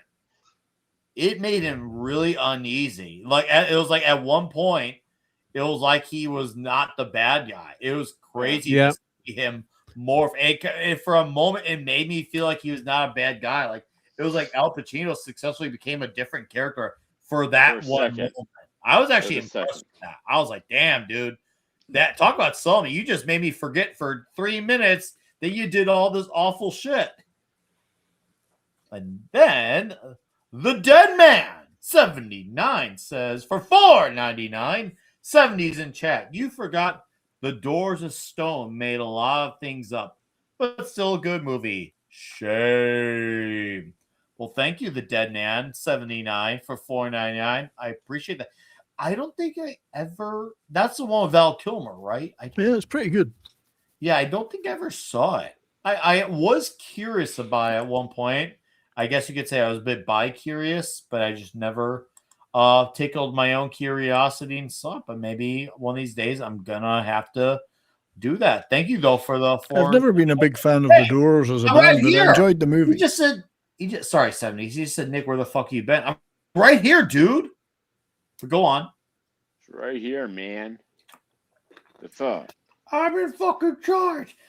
So he is now he got out that he has blah blah blah. What's that thing here? He lost his way out because he did something that goes against him. He lost Elvira, and this is where shit really starts to get now he's double crossed. Now he's double crossed Sosa. Yes, he's done the deed with Sosa in a very horrific way. Except, he said no kids. Tony. Like I never said kill. That he's got his code. So that's what's great about these mafia movies, Tony. Where you've got a code that you got to adhere to. Even the guy's a scumbag, right? The Godfather, he doesn't want to deal any drugs, like we talked about before. Like they've got this chivalrous code that they adhere to. So they've got their own rules. You have the mob code, or you have the chivalrous code, or you have the drug deal code. You gotta have one code and stick to that code. Okay. You got the plinth code though. That's the damn plinth code. There must be plinths. And I like how as they're making sure you're saying to fall, they're checking off on all the essential things that are tied to his life. So when you're saying to fall, you see all the things he's taking with him because of the results of his actions. So you're learning about his lifestyle. You're seeing him lose his wife. You're seeing like his basically his business shattering, and soon we're gonna see him take away the closest thing he had to his best friend, up to including his sister, and they're about to let him know that they had actually gotten married, and he found out after it was too late. And boy, he found out in the worst possible way. He found out, dude, you really couldn't have had a worse way to have found out, like, we were going to surprise you, which actually does make sense, because it seemed like Tony is probably that type of guy which, hey, if you're going to be with a guy, get married to him.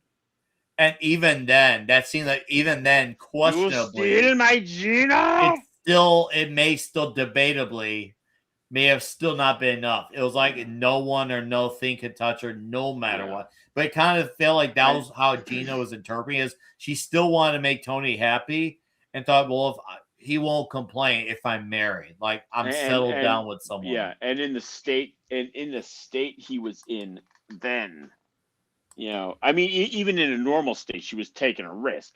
But now, oh God, yeah. Especially this super duper coked out version of him. Yep. Oh God, yeah. Dude, I remember, like, I actually felt for his buddy Manny, because Manny, like, it felt like he was obviously involved in shady business, but it felt like he was kind of like that guy where he eventually wanted to get out.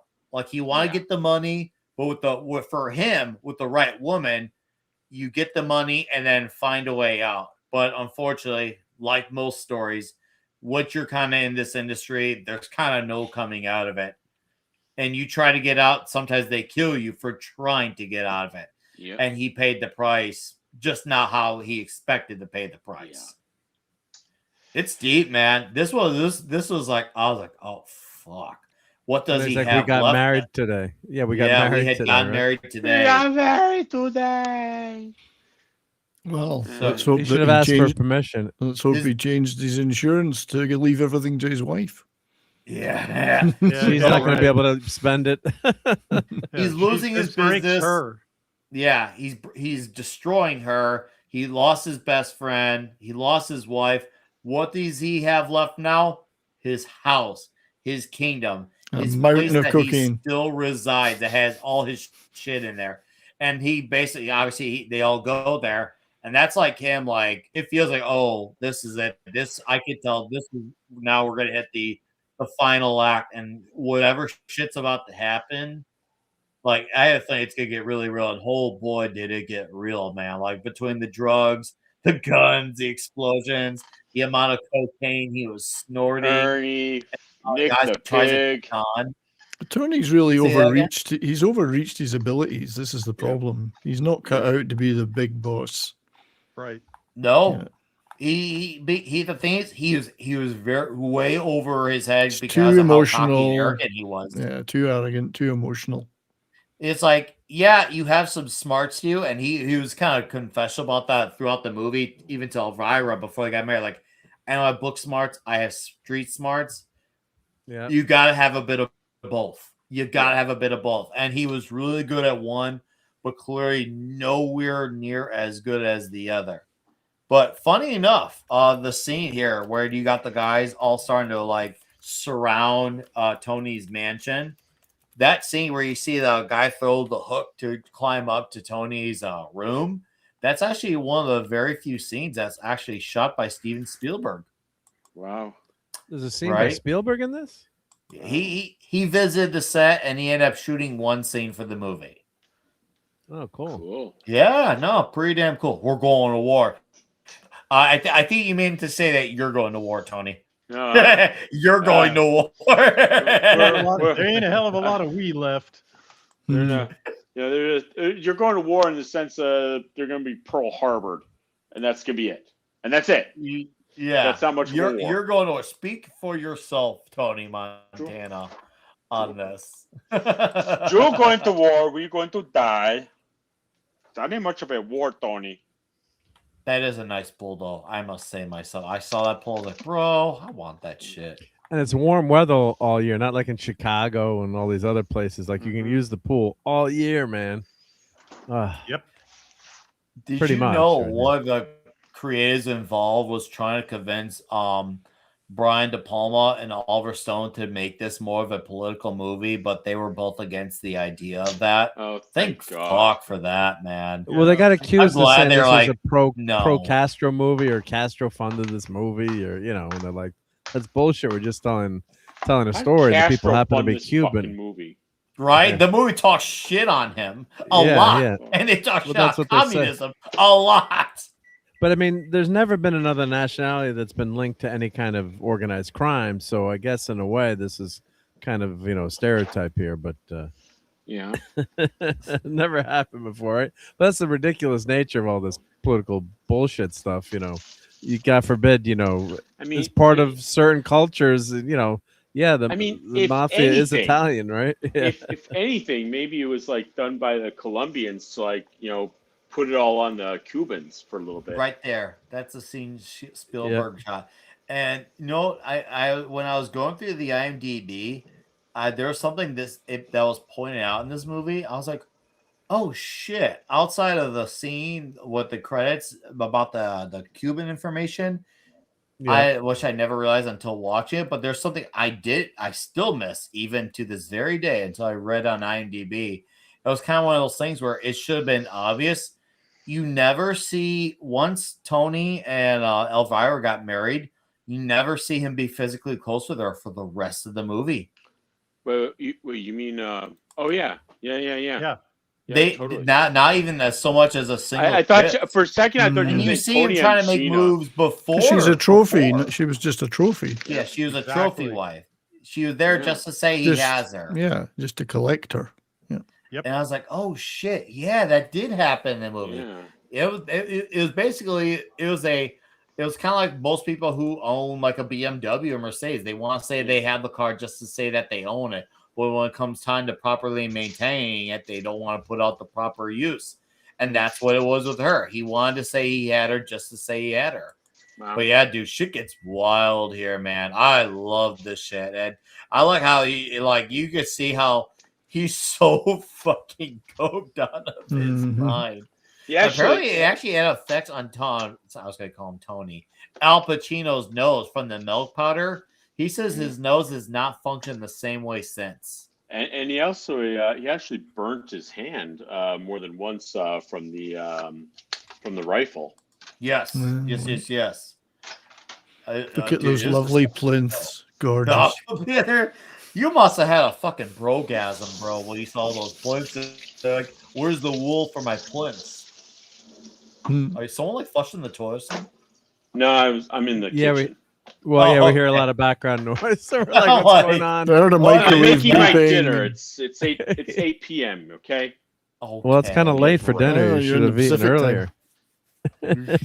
Okay, Dad. Come on. Yeah, we're the parents around here. But dude, man, it's just shootings ever. It's a hell of a third act, and it really brings it back to us at the very beginning. You saw a quick rise, but then it shows you you can rise up fast, but you can also fall just as fast, but also a fall even worse because of it all. It really like summed up the rise and fall. And I've had some arguments over the years with people saying, "Well, there's not really character roof." I'm like, to me, it's not about the character you're rooting for. You're entertained by his charming villain performance, but you're rooting for the outcome, no matter who does it. You're not rooting for a particular. You're rooting for karma, basically, to come back and bite him in the ass. Exactly. That's what you're rooting for. It's not who, it's what in this case, and that's fine because that to me makes it a full-on villain story. I don't want a sympathetic Tony Montana. I want Tony Montana full of rage and almost heartless. And I like that he doesn't really have a redeeming trait. Yeah, he has a sort of code we saw apply for 2 minutes, but other than that, he's a fucking villain through and through, and he makes no apologies about it. No apologies whatsoever. And it all comes back to bite him on the ass. Yep. Yeah. And the set design, I'm going to go back a couple of slides here, but this shot is so iconic. Yep. Here. It's so good. No, I'll even bring my Gina down for that. Yeah, so this slide here, Woo! This shot, this one here is just like, that's just, look at the set design. I mean, we've seen it before, but now with everyone coming up, it's like, and the world is yours, right? He's got everything, right? And then the assassins are coming, Sosa's guys are coming up, but that cinematography just, it's beautiful there. It's just, it is captures everything. You can't have that on pan and scan. You got to have widescreen for that one. Yep. And it really kind of depicts everything now that we saw him lose his friend, his sister, his wife, his business. Now we're seeing him lose the last thing, his house, and they're going to his door to take it from him by whether they take his house or they take him. And it's clear that if they have to kill him, they're gonna damn sure try. Of course, then you got the classic line, which he actually doesn't say the word friend. He says Lee friend or E friend, whatever you want to pronounce. I don't know where he never actually says little and Lidl. Friend. Yes, his accent. Say hello to Mini-Me. Lidl. But he never says little. He doesn't. It's like that whole Luke, I am your father. He never said it. It's no. Does he wear braces though? Huh? Does he wear braces though? Dolly wore braces, not him. Yes, Dolly did wear braces. Tom, if you're out Tony wore braces. Dolly wore braces, and we're standing by that. Oh, you know what drove Pacino nuts during these scenes was they had to tie in the gunfire to the camera shutter. Squibs. Mm-hmm. Yeah, so they rigged it electronically, so the gun wouldn't fire half the time. It had to wait till the camera lens was in sync, so he was getting pissed off because he'd pulled the trigger. You know, just like say if you take a cell phone and you photograph, you try to take a video of like a TV screen, and you get the wavy lines. Yeah, so they designed something so you could catch these white flashes. Otherwise, you would miss the white flash. So that's part of the cinematography work here. The genius of the filming this. So you catch that white. That if you want to take the the plinth on for 2 seconds just to see this one, Nick. Sorry. I mean, because they're on film, and every shutter shot will get something. Yeah, so but he wanted to shot capture right he wanted to capture these explosions, so they rigged it up electronically, which is pretty amazing. So it's this movie's over the top, but in a good way. So people say the story's a little thin, but it's rags to riches. It's fine, right? It doesn't need to be a complex story. It needs to be a story that is coherent. It is. And the elements it wants to be realistic in. It's trying to be realistic in the culture of Florida, Miami, and the Cuban stuff and the drug stuff. But for the violence and all that, it's all about hyper emphasis on all that for entertainment's sake. Yeah. This movie did pick a lane. It knew where it needed to be grounded and be very grounded. And then for these types of scenes, go crazy. And on top of it, it's about having fun with the magic of the movie. Also, to me, it made sense why it took so many shots for Tony to come down. Not because, it's just a human. He should have knocked out quick. But also, he was so coked out of his mind. Yeah. Yep. He probably wasn't even feeling the effects from it until there was a real devastating blow that crept up from behind on him that did the final fascination. Oh, that's funny. He takes out a lot of assassins here too. You got to give it to him, right? Oh, that's funny. But until the Sicario comes and shoots him in the back. It's a perfect setup because as he's taking care of all the guys in front of him, this guy's sneaky. He's walking slow, quiet. His pace is very, very stealthy.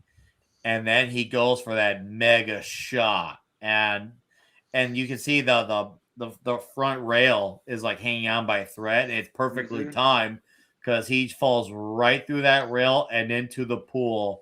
And he's in a pool of his own blood. And you see the aftermath of his house. Yep. And it's like, and that's straight up it. You need a fucking army figure to take. And that's when you knew he was in over his head. When he says a line all those like that. plinths wasted. All those plinths wasted. That's your fuck the people. All those plinths wasted. You and your takeaway on the damn plinths. Oh, and then you think he's gonna win for a little while here too, right? Oh yeah, I mean, it did sell you on that. It did. Yeah. So. Oh, hello, Rumble chat that popped up. What's up, Rumblers? I see Deep Old Dude Broseph and Toback shot popping all up in there. What's up, dudes? Thank you guys for hanging out on Rumble. I like that shite. Thank you. But no, it was a perfect shot. Come on, I take your fucking bullet. Oh, we all know why you took him. We all know, Tony. We all know. But man, look behind you. Right? And that was the perfect setup. So they came from behind. That was good, Mark. And not in a way that sometimes certain people like, but yeah. Oh, yeah, not in a good way.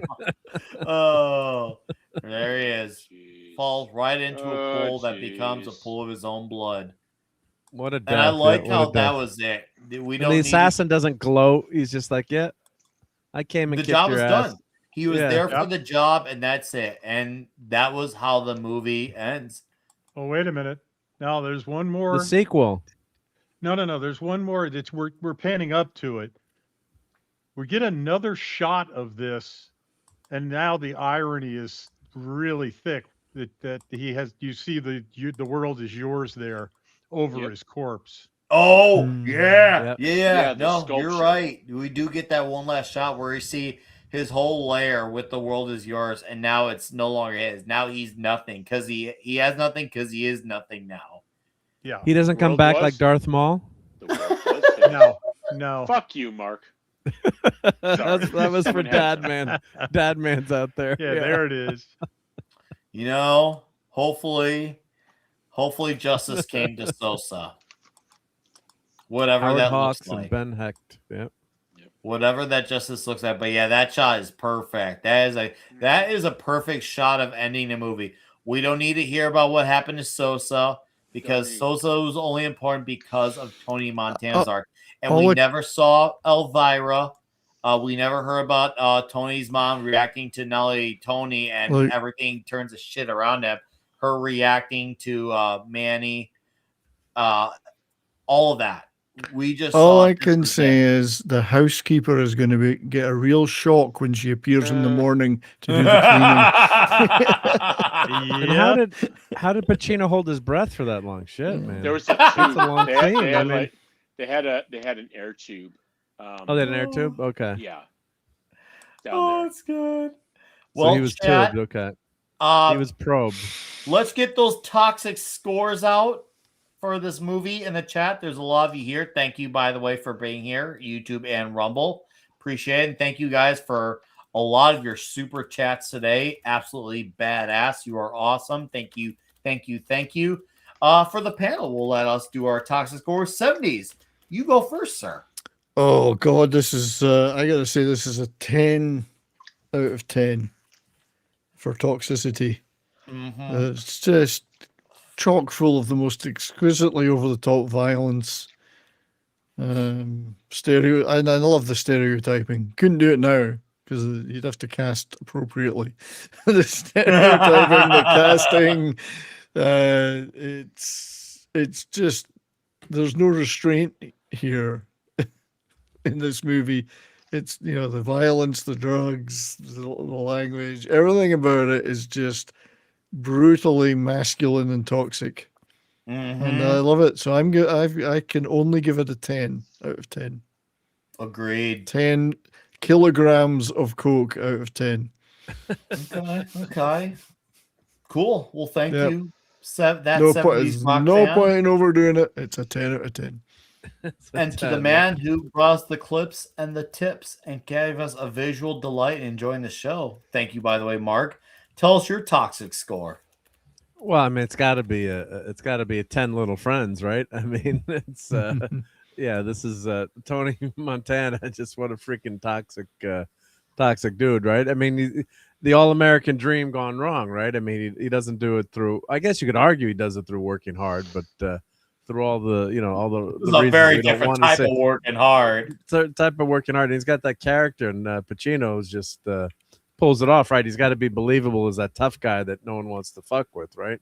So when everyone knows those kind of people, like there's some guys that are pushovers and other guys that are, and you just don't want to mess with. And Pacino does this, right? And that's I guess this is his most famous. It's got to be his most famous role, right? I mean, how often do people say? One of them at the minimum. It's not one the of most them. famous. I think it's one You don't of think them. so? What do you, Godfather maybe? Or do you Godfather, I would always say. Yeah, I is- think I think Godfather might be. I obviously it's a more popular movie as a whole, but if we're talking individually, Al Pacino. Neck never go against the family. Never take sides against. I'd say they're We are neck- your family.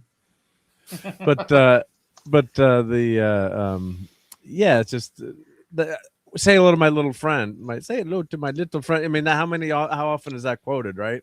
That's probably the most quoted Pacino line, I guess, right? Even people who haven't seen the movie know that. Yeah, right. So I'm giving this a 10. It's a 10. It's a great movie, Mark? too. What do you think of the chainsaw?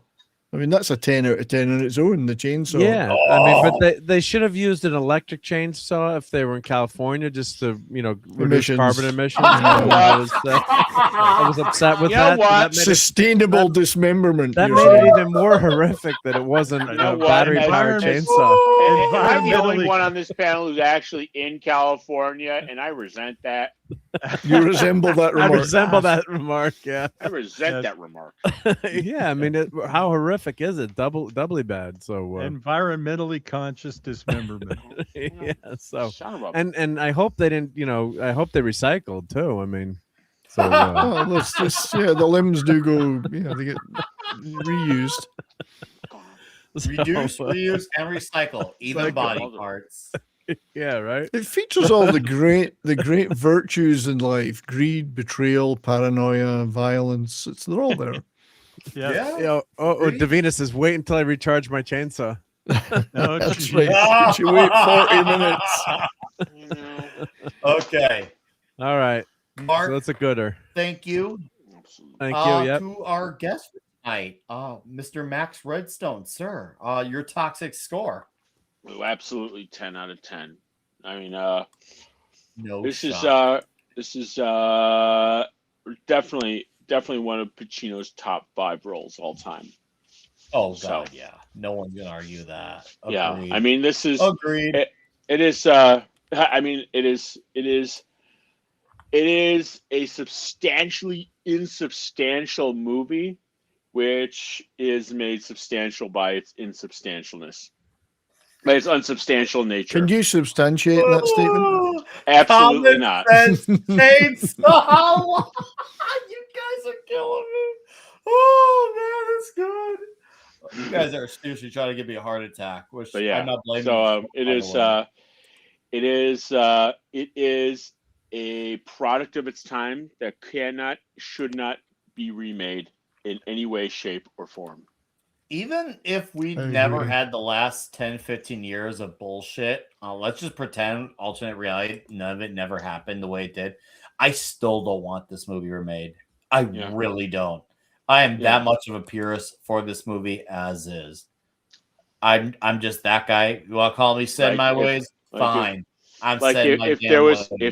If someone tried to remake this movie as a something, and then something bad happens to the person who was undertaking that effort, I would say, you know what? I don't condone that's violence and whatnot, but I am kind of not surprised that it happens. You know, you can only mess with people so far before they snap. Yeah, agreed. Anyway. Well, thank you, Max. Appreciate it. Thank you for having me. My pleasure. I hope you stick around because we're gonna do a little. But wait, there's more. Okay. Red shirt, sir. Why don't you send off in your toxic score? Yeah, this is this is easy to score in part because it's a cautionary tale. You nailed it, Nick. You're not rooting for a character in this movie. You're rooting for karma.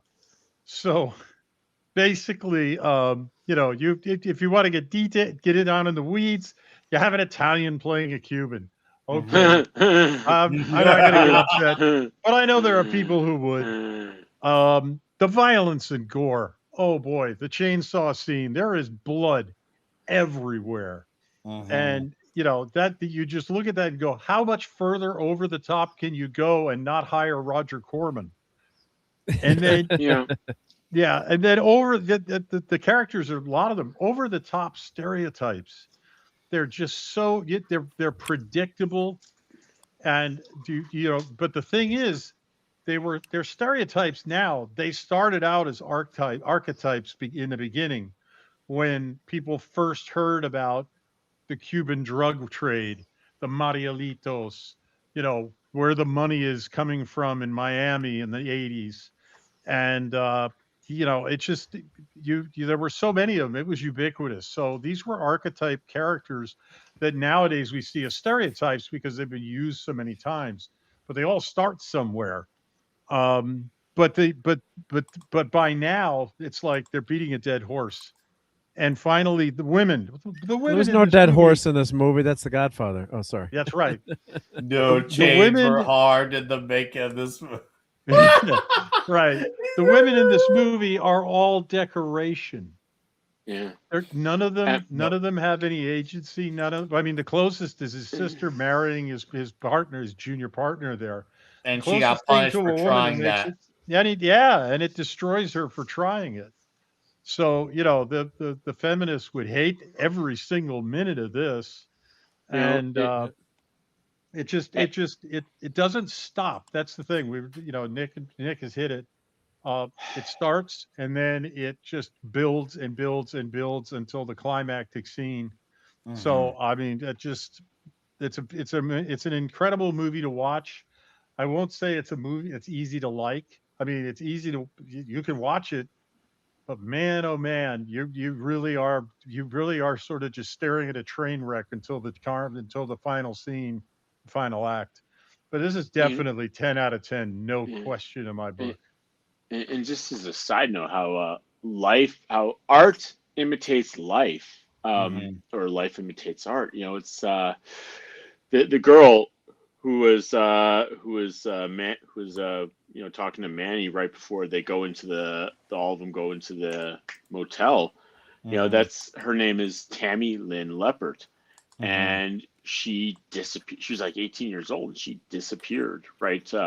Before the she disappeared right before the release of the movie. Really? Yeah. Okay, let's acknowledge two quick things here. 11 Alpha, the sibling relationship between Tony and Gina was heartwarming. Dude, those are very accurate. It was heartwarming and it was toxic. It really was both. And then, Mark, I'm thankful you got this shot before we transition to Rumble. Scarface is a fictional account of the activities of a small group of ruthless criminals. The characters do not represent the Cuban American community, and it would be erroneous and unfair to suggest that they do.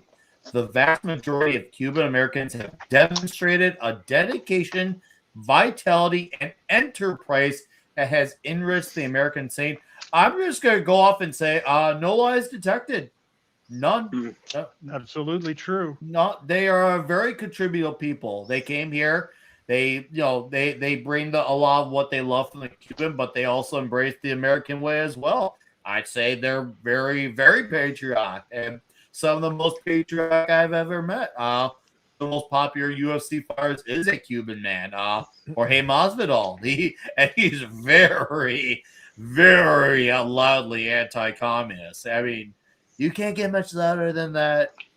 Yeah, well, look at Stephen, Manny, Stephen Bauer. You know, he came, over here on a boat. You know, I think he did. watching an interview. Was 55 or 60, 1960, just after Castro and his dad. Yeah, they got out of Dodge. Like so many Cuban Americans. You know, I know someone. Castro just came in and took their whole family business. Like they were doing very well, just seized everything, took everything. Yeah. The guy that made our castings for our hand tools, and he actually worked. He actually trained people for the Bay of Pigs from the CIA in Stamford, Connecticut, in the harbor there. Didn't train them very well then, did he? Well, he was a badass guy. Well, let me just finish this. Yeah, he was a badass guy, and we'd mentioned Castro, and after a while, like my dad and I would. We'd kind of get him going. We'd kind of get Jerry going in a good way, because if you mention crazy, but for good reason, right? I mean, think of it. If someone came in and just said, "You're out of your house, wherever you worked on. Say you own a plumbing supply business. It's now the property of the state. You don't own anything anymore. That's it." Yeah. So, which is unbelievable what a success these people made of themselves coming to this country with nothing. And that guy was God, he made the best castings. He was a genius, the guy. And he created this mechanical system to load and unload the castings. And when people came to, when he was selling the business, people were like, wow, he did all this, And what a great American. And it's a shame that the Cuban people have been persecuted for so long. And hopefully things will change soon. Because you could even have a toaster oven in Cuba for many years, because the power grid was so screwed up. Yeah. So I was gonna say that Stephen Bauer's mother was, she ended up in Cuba because she was on the run from the Germans, and just like my dad's family ended up in Mexico. So I'm going to acknowledge these scores really quickly on YouTube. Thank you, by the way, guys. I haven't forgotten, but I appreciate it. I'm going to hammer out these scores. I'm going to skip mine because we already know what mine's going to be, so I'm not relevant. But Brian Bart, toxicity, 100 out of 10 for toxicity. Okay. 11 Alpha, 10 lines out of 10. Jonathan Conroy, toxicity, 10. D-Bud says toxicity, 10 out of 10 plinths. Overall, 10 out of 10 pounds of cocaine. Rob Bolt is 10 out of 10 7 arms, 10 mountains of coke, and 10 pelicans. Classic toxicity. Brian Barth, 100. I love to see that. I think I got all the scores of those who contributed. That looks like I got them all. If I missed one, I apologize. Just repeat it in the chat, and I will acknowledge it. We're have these gentlemen plug their plugs, and then we're gonna transition to Rumble. So if you guys got anything to plug, go ahead and plug it. I'm just gonna lead very quick. Next week, a Toxic Tuesday, Collateral, Tom Cruise, Jamie Foxx. It's gonna be masterful. Michael Mann movie, great movie. Jonathan 93, mega says toxicity. Thank you, sir. Do you guys want to plug anything before we transition? Cocaine.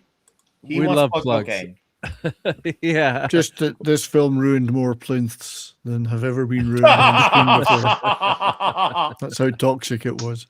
And I got nothing to plug. I got All nothing right, to plug. plug. Cypher Chaos, 10 mounds of coke out of 10. Thank you. All right. Well, looks like everyone else has said their piece. Guys, this is the Rumble link in the chat. I truly hope you do come and transition with us as Clip we're time. going to watch, courtesy of Mark D with a C, actual clips from the movie Scarface before we call it an evening.